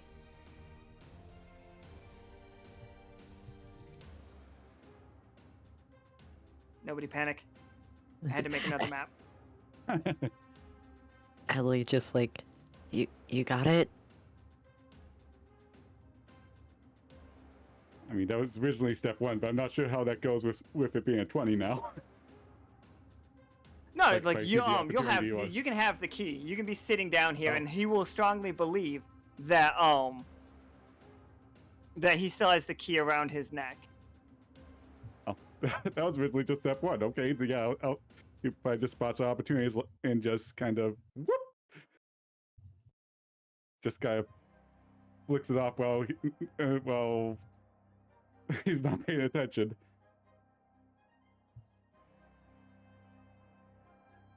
Yeah, so like, do you guys all just sit through the movie? Like, do you guys like try to sneak out of here? Do you fake a phone call? Adli's just Take a antsy bathroom and being run. like, should we? I mean, I did like the we really? bathroom run idea. Midnight would just kind of nod towards Laura to hopefully that she gets the idea. I would that like he has to it. just Adli can just as a roll reminder to everyone how easy it is to fake a phone call with Lore. Oh, right.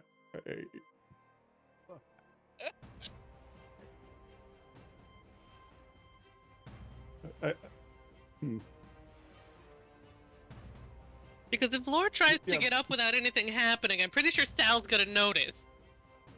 Oh Yeah, yeah, you can roll a 20. Like, you're gonna have to make a roll to sneak out of this. He is enjoying this movie quite a bit. But I'm pretty sure he's also been enjoying Lore's company. He has been enjoying Lore's company, and for the most part, he's been keeping his arm around Lore. But every once in a while, something really funny happens, and he has a raucous, like his fake laugh is chuff chuff chuff chuff. But when he's like really laughing, he's laughing with his whole chest, like it. He goose honks much like I do, but like at a much louder volume.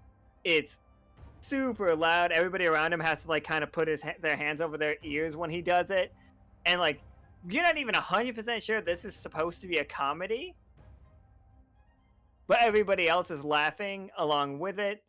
It's fantastic. But there are so like you can see moments to get away.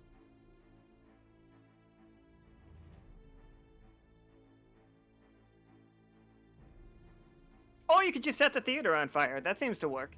Oh no.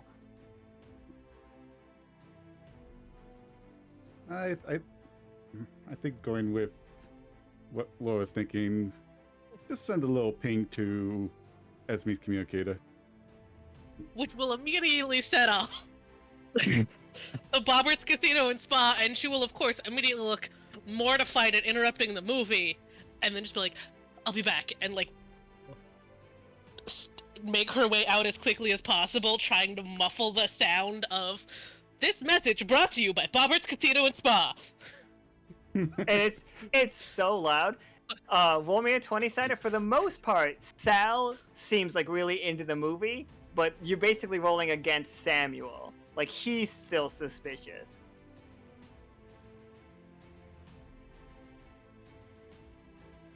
Oh, natural 20. Well, damn! Yeah, it was a... Laura's, like, doing, like, everything she can to just, like, clearly the phone is still making noise, and it looks like all she's trying to do is get out as quietly as possible, and, like, furiously just like, I'm sorry, as she, like, leaves. You see Samuel, like, get all, like, he, like, rigid back. He's like, this way, lady. Please. Like, we don't want to disturb him while he's watching his movie. And, like, Sal is laughing so loud they can't even hear your phone going off. And, like, Samuel, like, escorts you right out. It's just like, take care of your business. I'm terribly sorry about all this. Like, and he gives you, he's just like, here's his card for Sal. Like, call anytime. If he thinks this must be some kind of emergency that you're having. Laura nods like, and thanks him as she, like, rushes off, like, with the card while looking at her phone. And Midnight definitely following as her security. Inside Tarkus's head, it's just like, Bobbert's Casino and Spa! Bobbert's Casino and Spa! Poor Tarkus.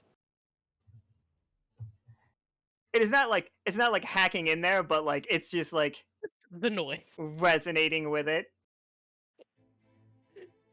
I'm sorry, Tarkus, we'll get you fixed at some point. Malfunction noted.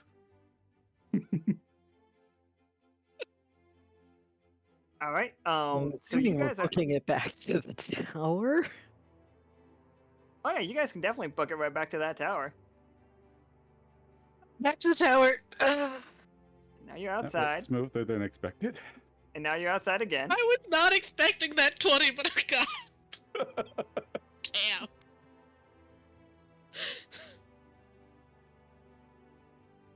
Now we just gotta get up. Well, there are plenty of public access areas and the elevators, which Becky did say that it's the way up. And the key would assumedly get us up there. Would hope. Like as you walk back in there, the first guard that you saw looks at you and just tips his hat and like opens up his newspaper. Laura will nod and make her way to the elevator. Is it alright if Adli is just sitting on Tarkus's shoulder like the kid from the Iron Giant? Yes. They're true with spots, but also that's about the size.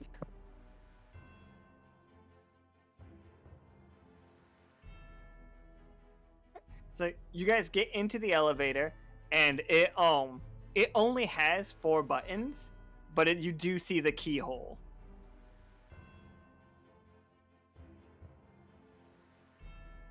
Well, And Midnight, you're the one that has the key. well, guess here we go. And he'll try to put the key into the keyhole. Yeah, works in one, and like you see a little like thing come, a panel drops and covers up all the buttons, and then just starts lifting you guys up, and you just go. And this elevator is incredibly slow, but also you're on the first floor of this huge tower, and you come out. Where is that correct map? Not that one. Not that one. There it is. Like, it dings and you find yourself in his office. Like, in Sal's office. All right, she said under the bed, right? Under the bed for that one, we need the coins. She said the coins would be in the office. Adli is going to jump down and scurry under the bed to see what they can see. Could So- this unit search for the blueprints Sal mentioned earlier? Oh, absolutely. Everybody give me a 20-sider. And, like, I'm not taking the highest. Each one of you has a chance of finding their own stuff. Or, like, causing your own problems. So we got a 9. We got a 20 from Adelaide. I don't know why mine didn't roll, but 15 and 12. So, like, the only tough choice is Tarkus. Is it? Right? No, Tarkus got 12. Laura got No, a I got a 9. 9. And I was looking specifically for the coins while they all went to the bedroom. I made the deal. So, here's your tough choice, Laura. You can either find 100 coins, which, you know, that's 100 short of what Becky asked for, or alternatively, you can find 300 coins, but that one sets off an alarm. Laura will not know that it sets off an alarm. Esmie knows that it will set off an alarm. Laura will not know.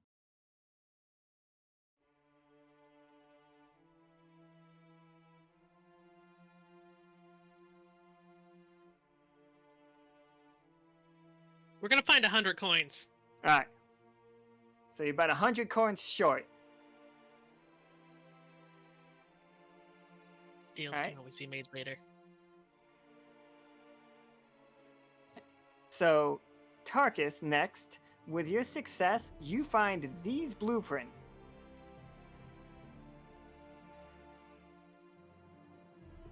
And it looks like they're trying to build some kind of, like, train that is powered by, like, the Gibbet's mana batteries to plow right through the forest.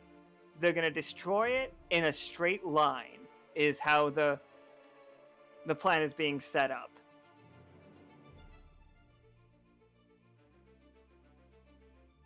And that is like detailed schematics on how it's supposed to do, and like you can copy these or take the originals, up to you. If you want to copy it, you do have to make a roll to see how accurately you copy it, or you can just take these originals, up to you.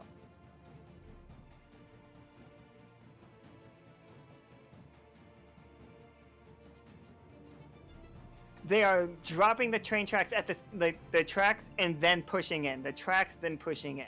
It's not like we build the whole tracks first. It is they are inch by inch pushing it in. I will attempt to copy. All right, give me a 20-sider. Tough choice. Do you want to make a perfect copy of these? Absolutely no problem. But you set off that alarm that Lore didn't. Or would you like to think that you made a perfect copy of these with a huge flaw?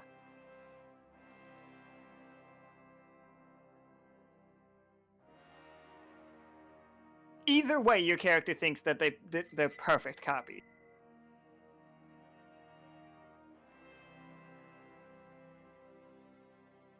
Okay. So you make a Oh, copy. If that's go a ahead. category, if that's a category up, can if we're going with helping along with the cards, can Shrew Adli just grab some of their what's it called? Ruler and cartography tools and just drop the rulers and stuff in front of Tarkus and then scurry back under the bed to find what they need. You certainly can, but like Adelie's over there, but Leo actually did RP it in the chat as to how it got raised. Oh, okay, cool. Specifically, Leo focused on like making the scanner, like fixing the scanners, is how it worked. So with the category up, it's as a success. It's not a perfect replica, but it is. It gets all. It doesn't get any glaring flaw. Like a 20 would have been perfect. Something about it's not perfect, but it gets all of the information across we just have fine. we have the general idea down. Yes. And like you didn't leave any imprints or anything behind. All right. Midnight, what were you searching? Like I'm gonna take care of the 20 line. I mean, the main thing we were searching for was the books. Oh yeah, the books. Yeah, the books aren't in here. But like, which room were you searching? The bedroom. Okay. Because I remember something about under the bed, the route into the place. Yeah, that's where I went. So, why can I not click on you? So Midnight, this like armoire over here in the corner, it smells very strongly of the brimstone that you've been smelling. Oh yeah, that's getting his attention right away. He's going to go straight over that. Upon opening it up, you see a cloak inside that is not. It's not big enough to fit Sal. Like it does seem like it's made for a smaller person. It would a smaller person than Sal. Looking at it, it would fit you. It smells of brimstone and magic.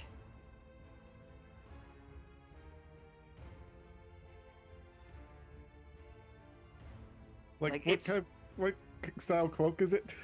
The cloak, it is crafted from an eclectic array of materials ranging from shimmering silks to rugged leathers, all seamlessly stitched together. Along the edges of the cloak are sharp, jagged teeth that line the hem. Yeah, he's not normally a thief, but he's taking that. Especially given what it's related to. So, copy. I am putting it in the workshop channel for you right now. That is not the workshop channel. There it is. It is the Mimic's Cloak. It can turn you into whatever piece of like furniture or anything a mimic might be able to turn into, and you are undetectable while in that form. I'm sorry, I'm getting my mind as a Dark Souls right now. Oh yeah, totally. It has a secondary ability that is called Consume, and if you are in the mimic form and a commoner or minion comes near you, you can spend 2 AP to just eat them. Just gone. You leave no evidence of what happened to them. They have been consumed and they are gone. Okay. Oh, good. More war crimes. They're not specifically in your stomach because like you're not it's not your mouth that eats them, it's the cape, but we don't know where they go. They go somewhere. Not here. Okay. And Adelaide, you're under the bed and you find the thing, and you also notice the 3 booby traps that are on it. You are able to take care of 2 of them. One of them is a pressure mine, but you're so light in that shrew form that it doesn't even matter. You just like scamper over it and disconnect the wires immediately. You know the threat instantly. Like the second one is it's a not pressure, but it's a little bell that if anything in this room shakes at all, it starts going off, and there's another bell at the front desk that rings at the exact same time as it. So if you grab it and just make it so it cannot ring, then you have it safely and move that one. But you find the third one is like the worst of them all, and it seems super strange, and it is a spring launcher that will launch anybody out the window if they try to open this without the key, and there's some other trick to it, but you had like your 20 wasn't able to help you with that trick. That's weird. So would it launch them with the bed? Oh yeah. If anybody, like, if you guys were normally, you can see the marks where you have to push the bed out of the way. The bed is like designed to slide really easily once you unlatch the lock. You can find that with your 22. Okay. All right. If that's the case, then I'm going to ask if Midnight can slowly place the key under one corner of the bed so that I can go get it. Here, let me take a look, and Midnight's going to take a look at the mechanism, and I am actually going to play this reveal your secrets, because I'm thinking Midnight's experience as a hunter, you might have a little bit of a knack for traps. Identify a magical or technological going to secrets kind of of an item. The trap. See what you can figure out about the mechanism. Okay. So the secrets of this trap is you have to weigh the same amount of Sal. Like if you do not have at least Sal's body weight on this pressure plate when you turn the key, it will launch you out the window.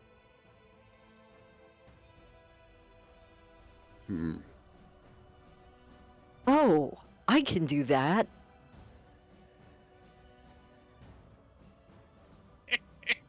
Okay, Wait, so okay. we can move the bed, right?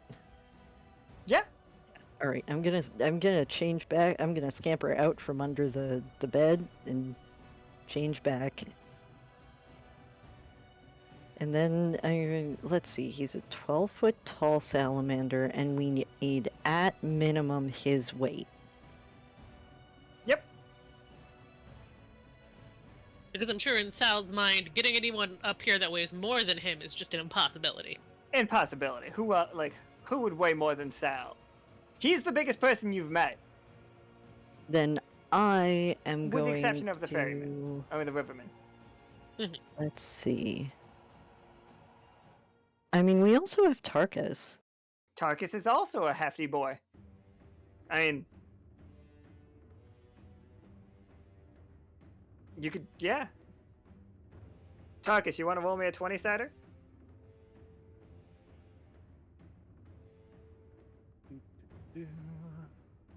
I did not mean to just volunteer you like that. I'm sorry.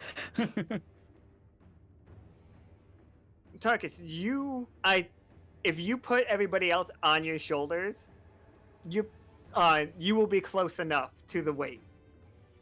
Like if everybody just like gathers around Tarkus as he holds them up, you will be able to turn the key. Tower of power? Tower of power! Sounds like a plan. We're playing to scare.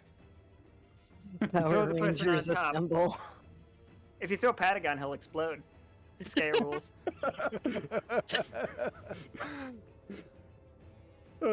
Just love the pretty jokes. Keep on continuing.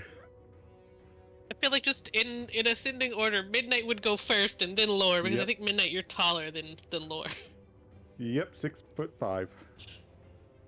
God damn it. Adli is... God damn it. So Oh, there all is four one. of you- There is one note though. Adli is actually extremely dense for their height. They're about 100. 180, 200 pounds. So just all 4 of you roll a 20-sider. As long as one of you is a success, this will succeed. As long as nobody else is a 1. Oh dear. Okay.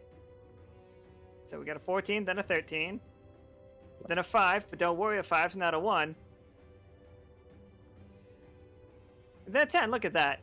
Like, Look at that. Lore is definitely, like, the most unstable of all of you.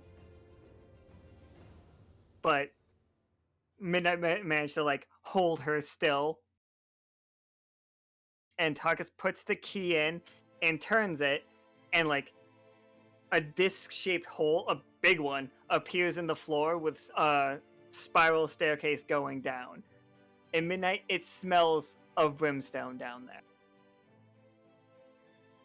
Not so bad that everybody else, like, is really getting, like, nosefuls of it, but Midnight does detect it. Specifically, it smells like brimstone and the library down there.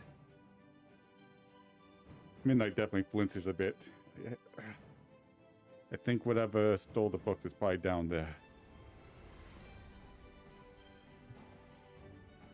Alright, well, Down we go. Adli hops off and starts hurrying down the stairs. Alright, so when you get down there, you see 2 different rooms. This is the first room, and it does have a window, it's nice. There are potions on the walls, there are things in, like, glass displays. There are these items over here are chests that are holding, like, God knows what, or Jesus knows what. And, like, this is also, like, this place is full of items. I am Laura going is to immediately curious. I am going to specifically hone in on that orange book, because orange is an extremely bright color, and I also got a decent description of it. You And I don't have the notice titles of the other 2 books. The books don't seem to be in this room. But there is another room, and we'll get there in just a second. Can I Go ahead. roll to see if there's anything in this room that sets off the firefly? Oh, sure, absolutely. Give me a 20-sider.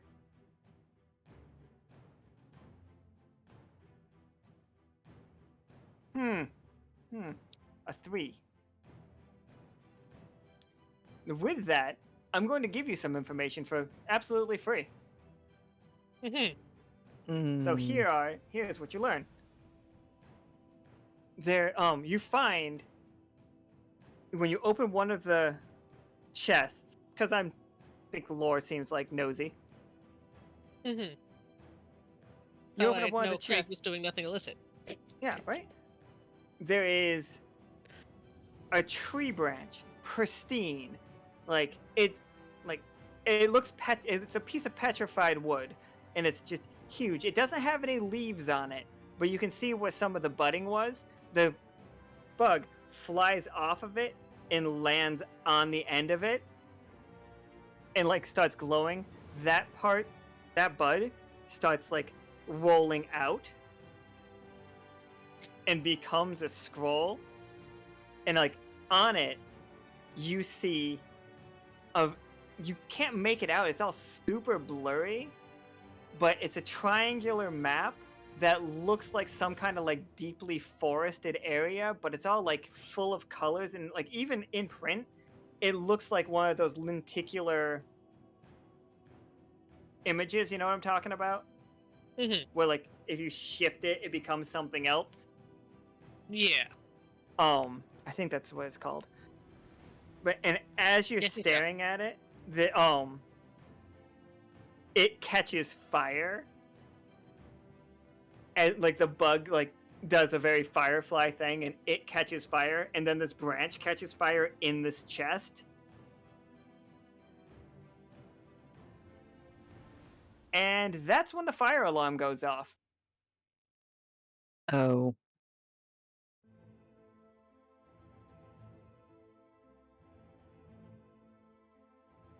Also, little just free information. That is, if you guys are on the 1 of the die of like the mat, if since we know the world is a 20-sided die, if you're on the 1, that's the 20.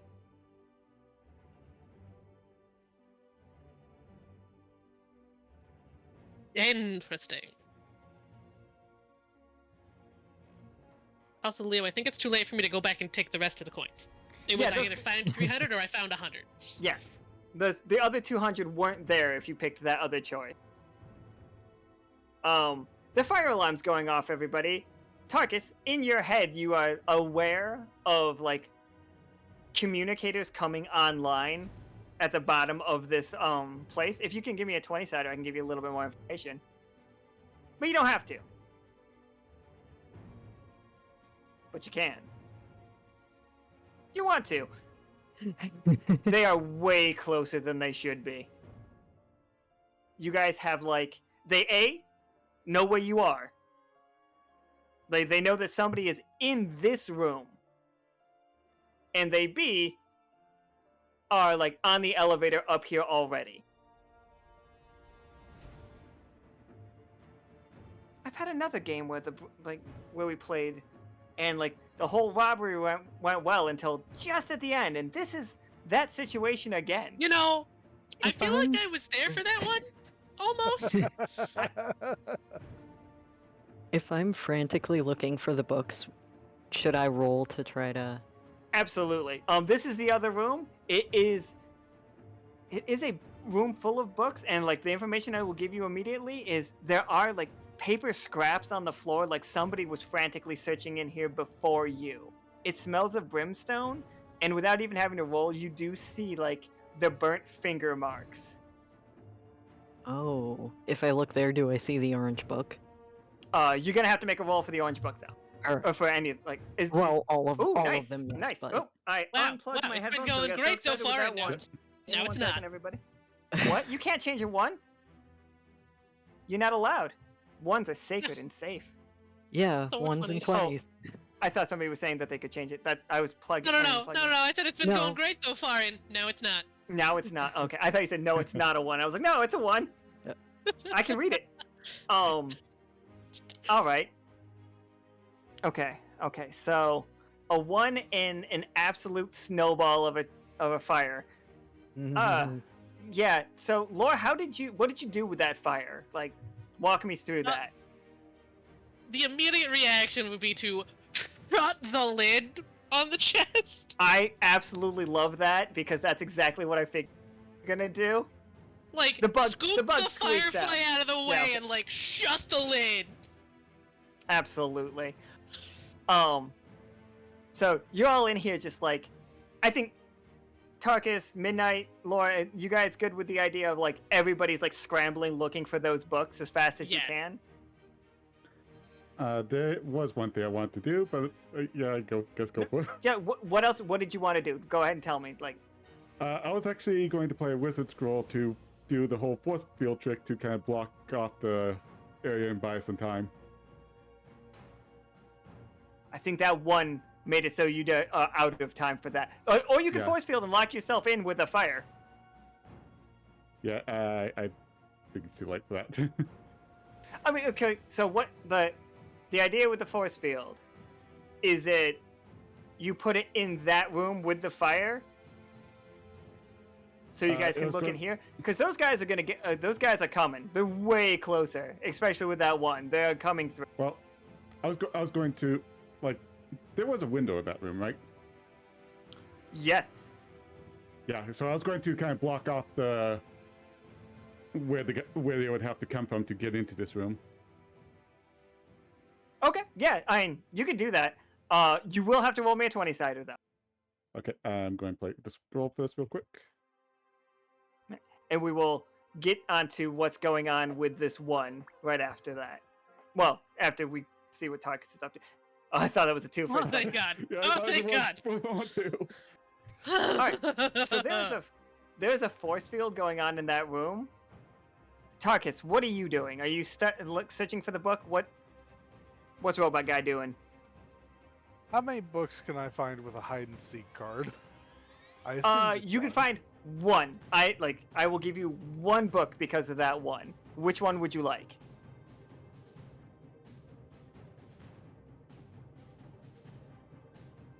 There was A Life and Time of the Quetzalworm, there was the Unknown Orange Book, and there was A Garden of My Own.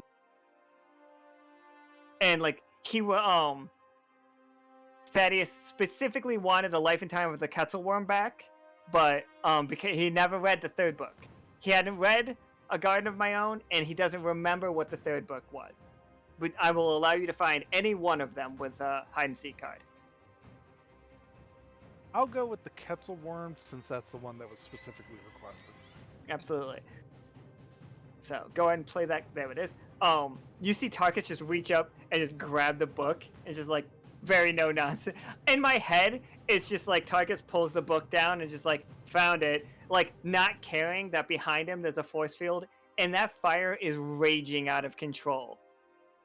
This is Sal's private inventory you have all set fire to. Oh no. The force field is the only thing saving you from those explosions that are happening in the other room. And it is popping off like crazy back there. You hear the guards screaming, but they can't get through the force field. Lore had to go and be curious. It was going too well. Oh my god, you are gonna destroy another library. No, it is. Oh no! And Adli likes libraries. This is why we should all go digital. Oh no! Well, I still I've didn't lie to destroyed. Thaddeus when I said it's not intentional. I've destroyed a library. I feel horrible. Alright, so I'm going to show you guys the situation. We're gonna go here. You all I'm assuming Nika's gonna have to move the map a little bit. Just go up a little bit for me, Nika.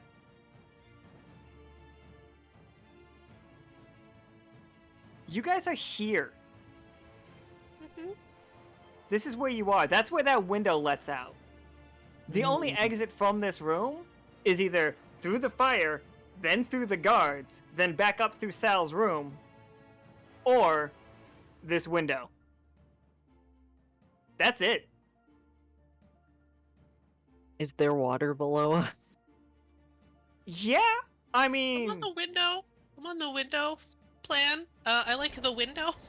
Okay, then I have a question. am going to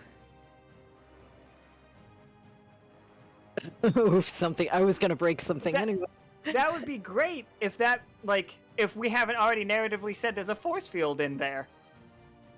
The water pipes break. Now that library is flooding, just so you know. Oh no. You watch the water sheeting off. It's going to say. I'm narrating. You see the water sheeting off the force field that Midnight put down, and it's just splashing on the ground, and now you're about 2 inches deep already in water. Oh boy. The fire is locked in this room. This is where the fire is locked, and we say that there's a force field, keeping the fire in it, and it's exploding all these magical potions and stuff. That means the water pipes have to be in the ceiling, because otherwise it doesn't make any sense. You don't put water pipes outside of the ceiling. And Sal enjoys really long, really luxurious baths. The water pipes broke, sure, and the water comes down, absolutely, but it touches that force field and then has to go somewhere. The neighboring room is the only room that it can go to. It's also probably causing massive leaks over the stock market, but... Oh, this is gonna cause so much. Okay, guys, I have an idea. I'm not sure you're going to like it. And that is? So, I thought the force field was a bubble too. We've been treating it like it's a bubble. It's shapeable. Yeah, and if you wanted it to block not only this door but the entrance, the other door, it has to be a bubble. That's the only thing that really makes sense for it. Okay. Yep. I'm glad that we all were thinking the exact same thing was going on. I'm going to say we're going out the window and you're going to need to just trust me on this one. I can help with the window. I am going to use I am gonna spend the 2 AP for Steel Sprout to make the entire all of the steel on the window into vines. Yeah. So that Give me a way we're 20 not sided for that one real crashing. quick. So that way we're not crashing through it. Absolutely. For funs, give me that 20 sider. Okay, for funsies. For funsies. Alright, here's your well, tough but- choice. Doable. Like, absolutely. You grab this steel and you realize in a split second, this entire tower is steel. Oh. You can, if you are willing to, like you can either do exactly what you were after, because I'm a kind GM like this. You can get the window to just, all the glass falls to the ground and you're fine. Alternatively, give me all of your AP. Take yourself to 0 AP. And this entire tower will turn into a plant. And you all don't have to do anything else to safely get down. Like, Lore, Midnight, and Tarkus could just climb out of this, no problem. Okay, well, obviously I have to go turn the entire thing into a plant. It just seems like the right choice, right? It Like, just you know, seems we've- like I have to. We're past the point of inconspicuous anyway. Oh, yep. I mean, it's go big or go home, right? Mhm. And that's fine, because I'm just... should I narrate that? Oh yeah, I mean, like, if you want to, for sure. Like, yeah, let me know what it looks like. I think Adli, because they're used to this body, but they're not quite used to what it can do yet. They just grab the sides deal of the window, and they think that they're just gonna do this window, but instead it's just a cascading effect of everything. All of the steel in the building turns into these blue-purple vines that are smattered with white spots, and these massive moonflowers open up on top of the building. And then I'm sure I pass out because I'm a 0 IP. Yeah, you're gonna pass out right after it for sure. But yeah, thank you very much for the narration. Okay, 1 second. Alright. So yeah, this is where we're at. Like, this skyscraper, like all around you all, like this is happening. Midnight, Tarkus, and Lore, you can climb this. Like, I think that they've given you enough of a heads up that this is about to happen. So how do you guys get down? Like, is it just a climbing situation? I have one question before we left. Yeah, sure. You're still in that room. You guys are good. Yeah, which is as part of that, without looking at what they are, can Laura just grab a handful of books? Oh yeah, that sounds like you give me a roll though. Let's see what do you get? Tough choice. Okay. And this is again not even looking at what they are, just grabbing some. All right. So my tough choice is I will give you the garden book. And as you're scrabbling, you got a bunch of books, but one of them is the garden book, my own garden. But you are gonna have to make an extra roll getting down to hold on to these things. Or alternatively, I will give you both of the books that you're after, but the guards see you in here. like as like the shape of the whole tower begins to change, they see you in here and you become wanted. Lore specifically. I'm gonna go for the first option. All right. Because I had an additional plan for the books.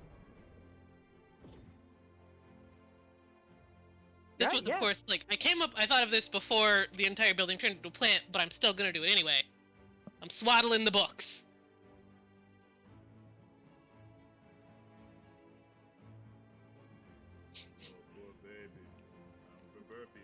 Absolutely, yeah. I'll Swaddling the go books. play That this will. card, I see that. I see that you played that Bobbert's Casino and Spa card. Try to frame Bobbert. We'll make you. You'll have a role for that in the future. I'm making a note of it. But yeah, swaddling the books. I will do nothing to them. They are perfectly safe now. I will not hurt your books. Perfect. Tarkus, how do you get down from here? Good question. Good question. Cannonball.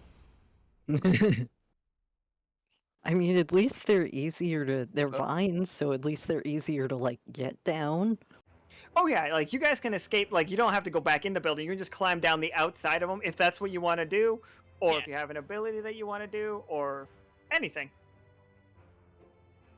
I was gonna say, can we consider gravity my enemy? What? Does fall Yes, damage yes, count as an attack? Yeah, absolutely. You can count as the ground as an attack against you. What are we doing?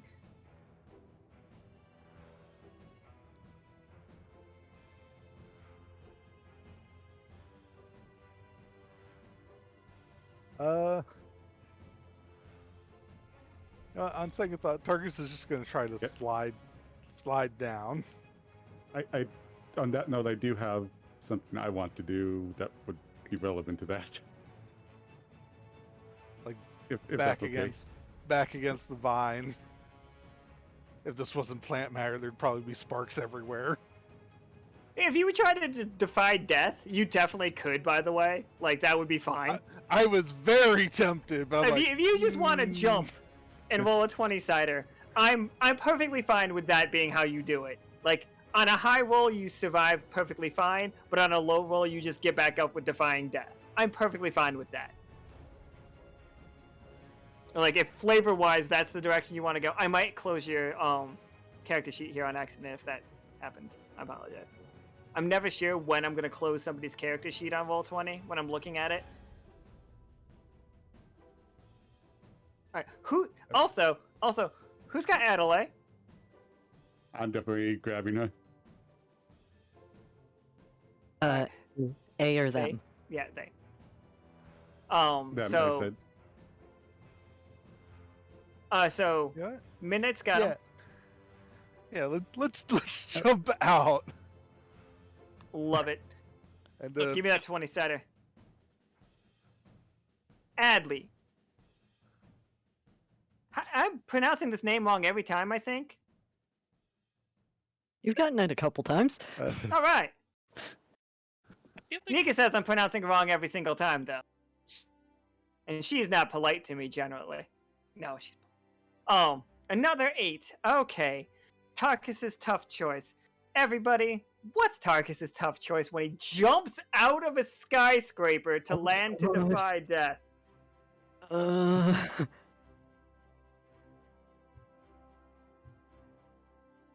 Maybe he's either conspicuous or something gets damaged. I do think that it does feel like the correct thing. So your tough choice, because we know that you're gonna get back up with defy death, so that's not the worry. Somebody on the ground either sees you or some part of you gets broken in a way that Leo can't fix. And Tarkus does not know either of these things, just you. Just Ro knows it. Ro and all the players know it, but Tarkus does not. Which would you like?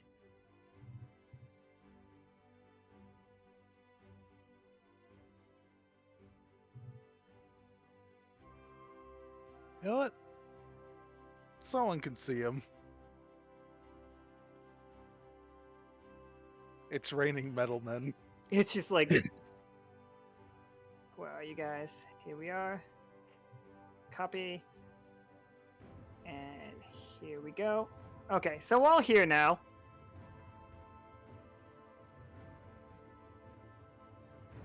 Ooh, pretty.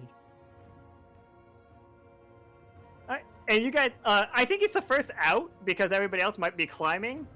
So Yeah. Targus just, whee! So the good news is Tarkus distracts from the rest of us climbing down the building. Yeah. Oh, for sure. Like, Uh, there's people on the bottom like, what is that? And then just, I'm gonna say, wait, I'll ask you, do you want to hit the pavement or do you want to hit the water? Either one is perfectly fine because Defy Death will get you back up.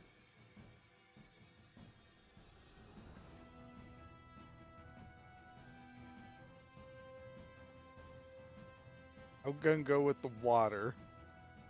Alright, Tarkus splashes deep into the water and just like into this canal, and just like the water goes almost up to as high as you guys are right now. And then just like, everybody's just like, what was that?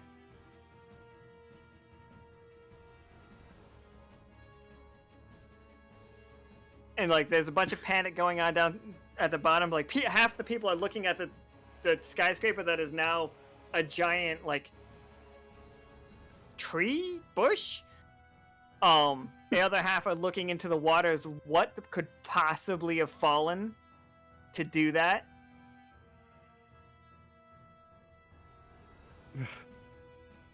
So I do have something I want to do for the rest of us to get down. If that Absolutely. So I'm going to activate the mana battery to use Pathfinder. And do you want me to describe the path before or after I roll? Sorry, you were trying to find Pathfinder? You using Pathfinder? Yes. I roll first, and then we'll see how it goes. Okay. Yeah, there's a 3. There's a 3. Okay. I'll hold just in case anybody decides to change it, but I've got a funny thing here. I'm playing Alright. What's that? I'm playing a pinch hitter. Alright, go ahead, roll me one more time, Midnight. Those are kind of fun because you get a reroll instead of an auto success. Alright, tough choice. Alright. So, your path choices, and you can describe how, like, which way, what the paths look like, but I'm gonna narrate some things. The fastest path, the way that, gets you down quickest, is riddled with thorns. Like, if you take that direction, all 3 of you are gonna take 4 damage, except for Lore, who's gonna take 4 damage and then has to roll again because she took extra Because I've time got getting the books because you got the books. Everybody gets a shield for 2, so you only take 2 damage.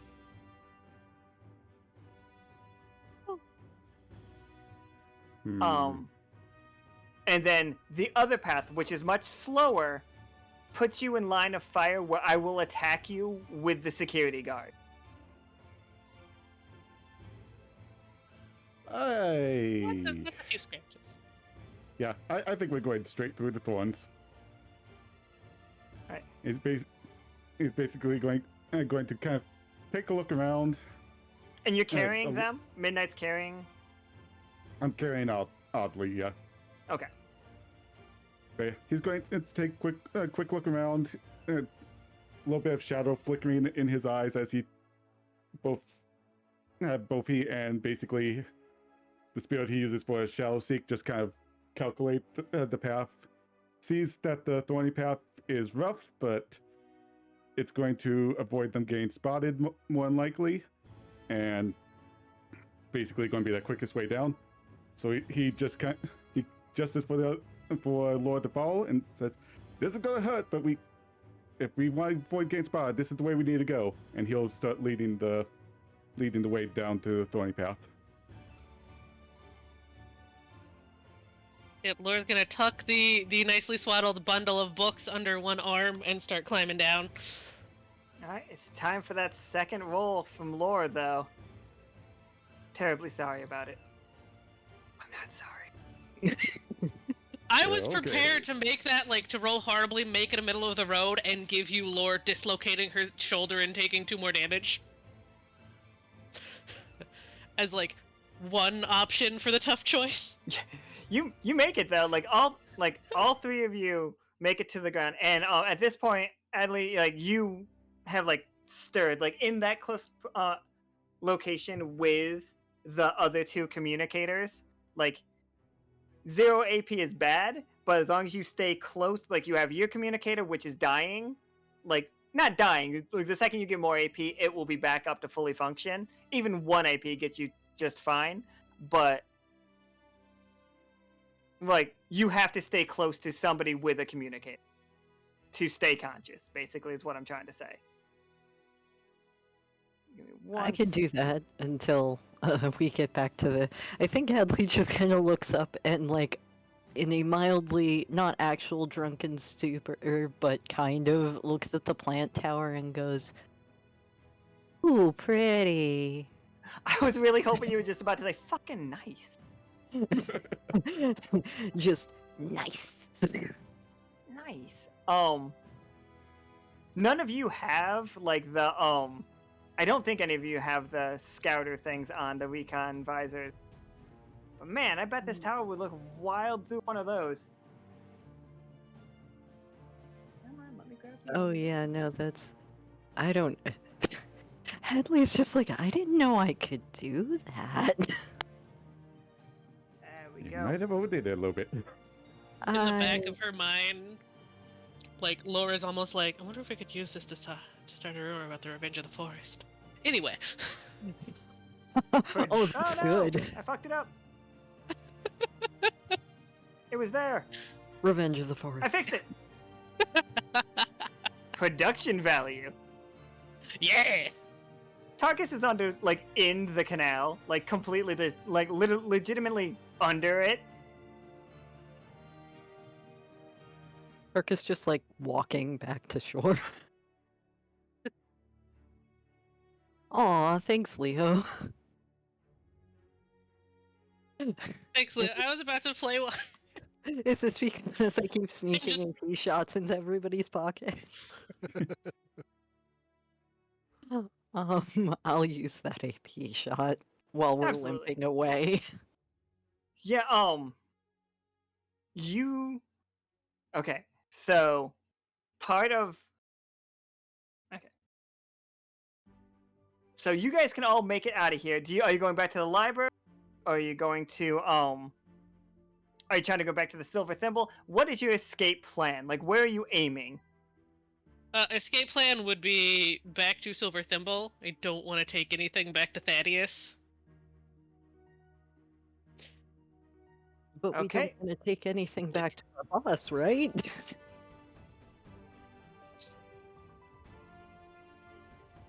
Yeah, you guys can, like...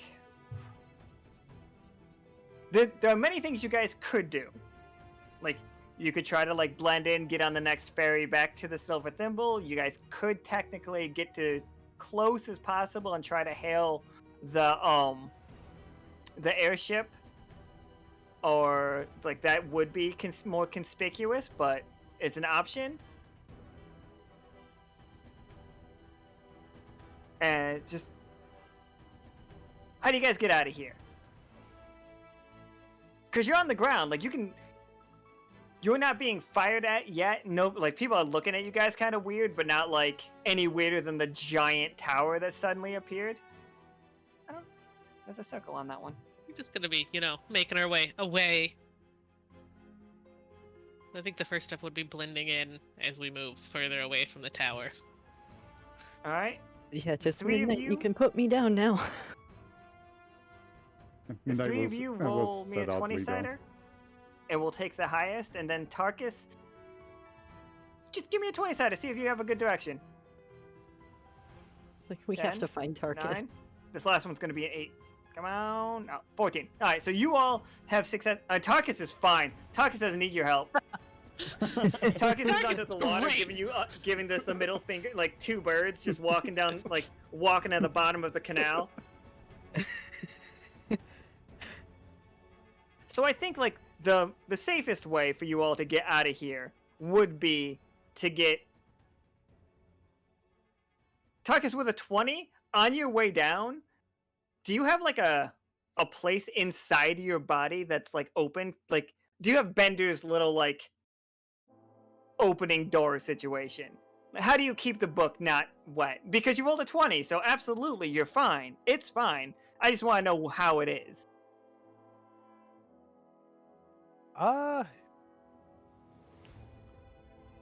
He probably shoved it like up under his head. It looks like there's enough empty space in there, probably.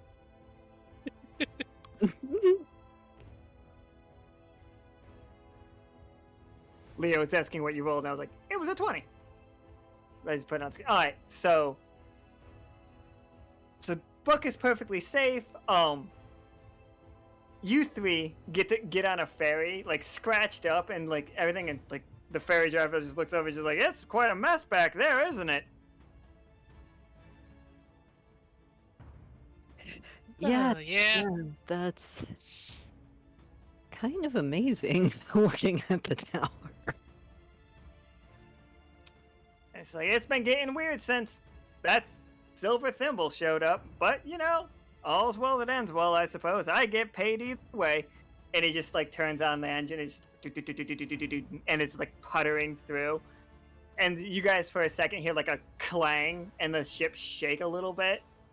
But that's just Tarkus grabbing onto the bottom of the ferry as it like gets you guys Out of home. Curiosity, how many nat 20s does that make now? I don't. You mean this season or this game? This game. 1, 2. We got 3. Okay, then I'm gonna play the bingo for us. All right. Cause Lore rolled 1. Oh, I rolled 1. yeah, you rolled 1.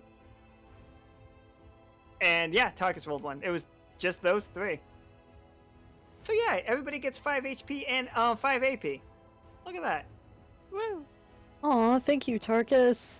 It's almost like nobody was even beat up. Yay.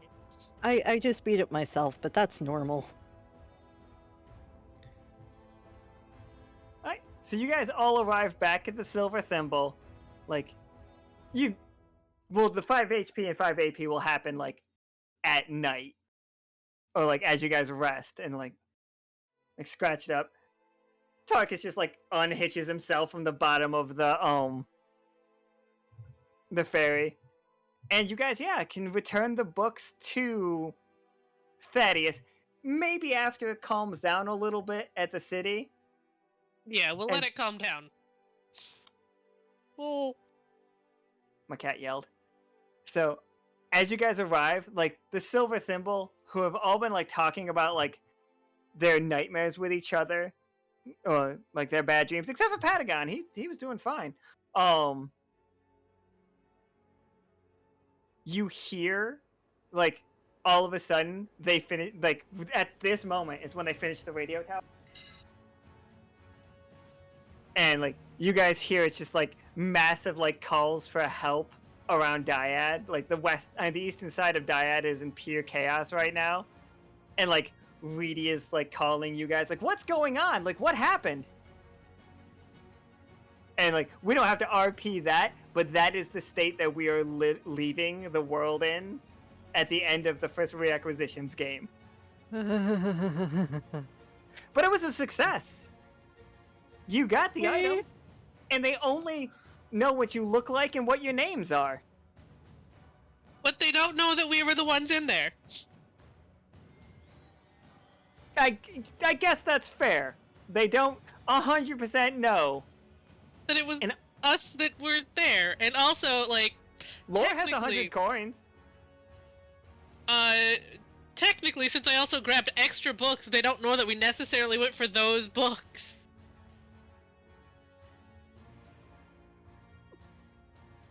It's completely fair. They don't know exactly what you were after. Also, you burnt his treasury room and then turned everything like the non-magicable like vault, because that vault cannot be affected by magic, just fell. For the record, it fell through all those vines and just like Oh my god! it was only on the second floor, so it just like did a little bit of a clang, and it's just sitting on the ground. Oh. Oh no. Well, I guess I'm not opening a safety deposit box there. That doesn't seem very safe. And like, just like, I can't believe I did that in both the good and the bad sense. I'm gonna have to explain this to the captain, aren't I?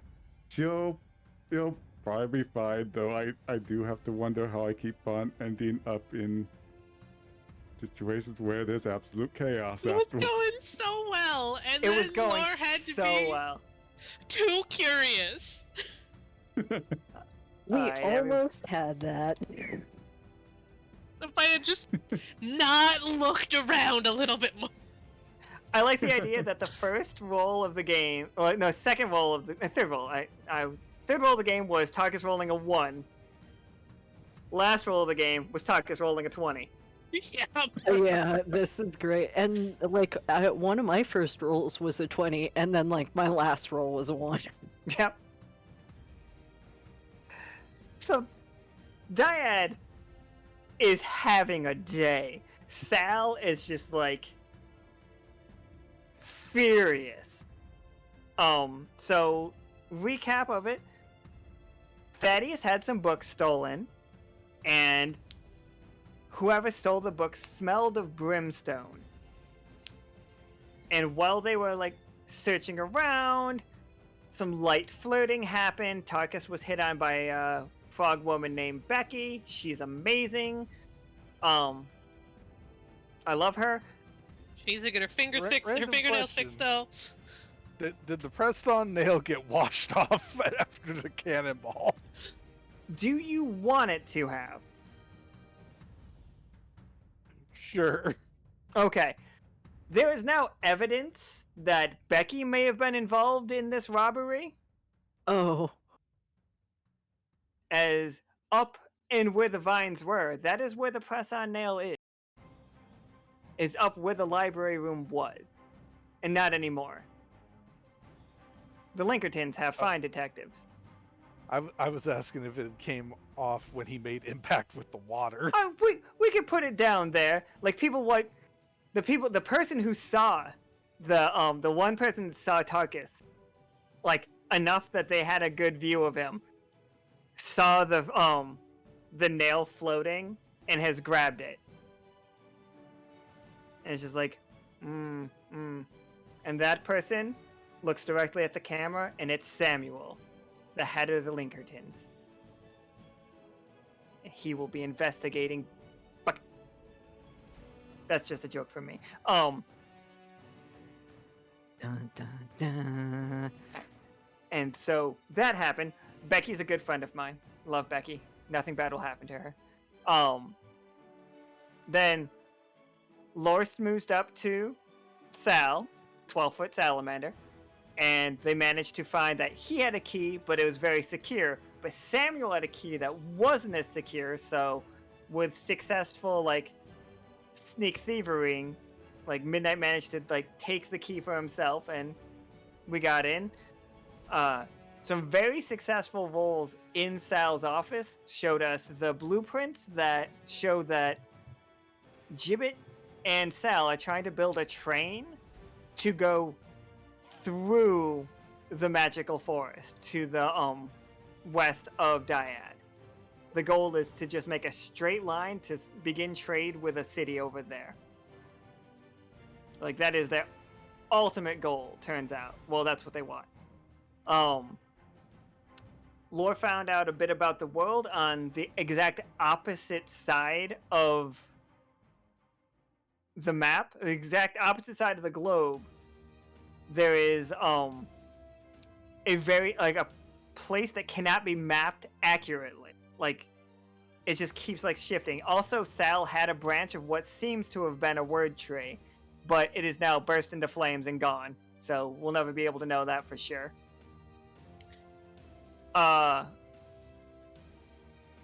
Adli, Adli? Yeah. One more time. Adli. There we go. And discovered a little bit stronger than they thought they were with the magic. And went to turn the window frame into plants. Ended up turning the entire tower into plants. They got down. Tarkus could cannonball like nobody's business. Just 10 out of 10. Impressed all the judges. Midnight found a path down it. It was a bit thorny, but you guys made it just fine. Took a little bit of damage, but not bad. And then you managed to sneak home just safe and sound. Except for, like, they definitely know that something happened. And there we go. Know, I did lay the foundations with that one guy, the security guard on the first floor that I'm gonna find. Maybe we'll get hired to find who broke in. Yeah, right. Oh, that would be hilarious. Oh. Wait, are we Find gonna the, get find hired the to missing- find ourselves? Find ourselves in the other missing books. We'll get to the bottom of this. Don't you worry. It's like they say there was a fish woman, a wolf man, a strange small small person with purple, maybe a shrew, not 100% sure, and a robot. Just like checks notes. Did anybody check into the safe matching those descriptions? Turns out we have a wolf named Midnight, a small person named Adli. We have a fish woman named Lore, and a robot named Tarkus. Could they possibly be related? I guess I gotta start going by my full name and also always be in animal form. Just Actually, I don't think Midnight. I wrote laid down my Tarkus for groundwork. Tarkus. no. Midnight actually wrote T4RK-5. Yeah. Oh, that's true. We do call him Tarkus. I laid my groundwork for totally plausible reasons for us to be there, okay? Yeah, you can hear me fudging the name because I start to say it, then I mess it up, and It's okay. I'll get the. You have no idea how long it took me to pronounce Akana's name right, and I still once in a while want to call her something else. Well, I mean, I nicknamed Adli because I didn't want to have you say Albaran all the time. Adli. Adli. I thought it was Aldi for a second. I was like, all right, I know that store. I'm not a grocery store currently. How dare you? You get to take their boxes. I mean, And they have an I amazing could, drink called Wakiki Kula. It was the best fruit punch as a kid. I mean, I could probably help with the entire produce section at this point. Right. So that is the end of Dear Fellow Traveler. Again, this game changed what it was going to be based on how you guys have played thus far, because the Gibbet people have become a bigger deal about it. Also, the lemon dream thing is a problem. And also the rose bushes are a problem. But I'm gonna go There's make a lot of friends with the problems. rose bushes. yeah, go ahead. They have eyes. They might have mouths somewhere. I don't know. The one that Maybe you just looked one at. really big mouth. I regret saying that now. Yeah, that's gross. Yeah, I really Then hate that. on Wednesday, we play a very fun game called Rumors, where there are 4 people out in the world right now that have heard some very strange rumors about the Silver Thimble. Some of them are very exciting, very the roads are paved in gold. Like you've never experienced so much magic in your life. They have an amazing casino and spa. They have the best weapons you've ever heard. They have a sports center that you can't imagine. It's just and on Wednesday, we will figure out if all the rumors are true. Yeah. Big ups to Lizzo. So that is Wednesday's game. So look forward to that. We're gonna meet 4 new people, 4 new characters, and very excited for you all to see them all, Including a real life friend of ours. including a real life friend of ours. Super excited. New friends. And so with that, I am done. Does Nika have anything to say? I don't do know. not. So that is the next. We uncovered no more of the map this week, by the way. Good job, guys. I'm sure that'll be Going fine. so well. So yeah, we will see you on Wednesday for a very special session. Meeting all those new characters that I have to draw now. And then Friday, Saturday, Sunday. I think the weekend ends in 3 games. Yep, Fish in a Birdcage on Friday. The Moon Will Sing on Saturday, and When I'm Small on Sunday, which also has I think 3 new characters over the course of the weekend as well. So lots of new faces to meet, which is very, very exciting. Again, including yet another real life friend of ours, which makes me happy. Did I have to bully them into it? Yes, but I think it's for the best. Worth it. Worth it. All right, so thank you all for playing. Yeah, thank you all so much. Y'all did amazing. I'm so proud of you guys. Sorry for messing with the tower captain. No, it worked out. Kind of. It's fine. I'm sure honestly, it's gone worse. Going so well. As a side note, I want you all to know, before I lit everything on fire, my plan, if we couldn't use the elevator, was to get ourselves yeeted out the window with a launch pad. Yeah. No, that would have worked. Well, yeah. I was actually thinking something along that lines. I had the escape plan ready to go, and I was just going to do a shadow kite. The books have not been returned to Thaddeus yet because the reacquisition group is staying away from the city, I think. Yep. Just to let the Yeah, we're letting things die down a little bit. At least maybe they'll be mostly looking for a shrew and not for me. Fair. Somehow I think Yeah, they're Adli gonna put kind the of just, pieces as far together. as everyone else knows, disappeared while we were in the bank. And not Becky. Becky knows. Aside from Becky. But Becky, we're gonna take care I of sure Becky. hope Becky in doesn't a get nice way. interrogated. But we missed out on making a companion, so that bounty went away. You could, if you had returned to her with the 200 coins, she would have joined the crew. Ah, Well, we dang didn't exactly get the chance to return to Becky when everything was on fire. I see how that happened. I was there. I have plans. Still gonna try and get Becky. You gotta save Becky now. Alright. So thank you all, and we're gonna end the stream here. Yeah. Thank you all so much for playing. We will see you on Wednesday. Goodbye, everybody. Good night. So for the record, like.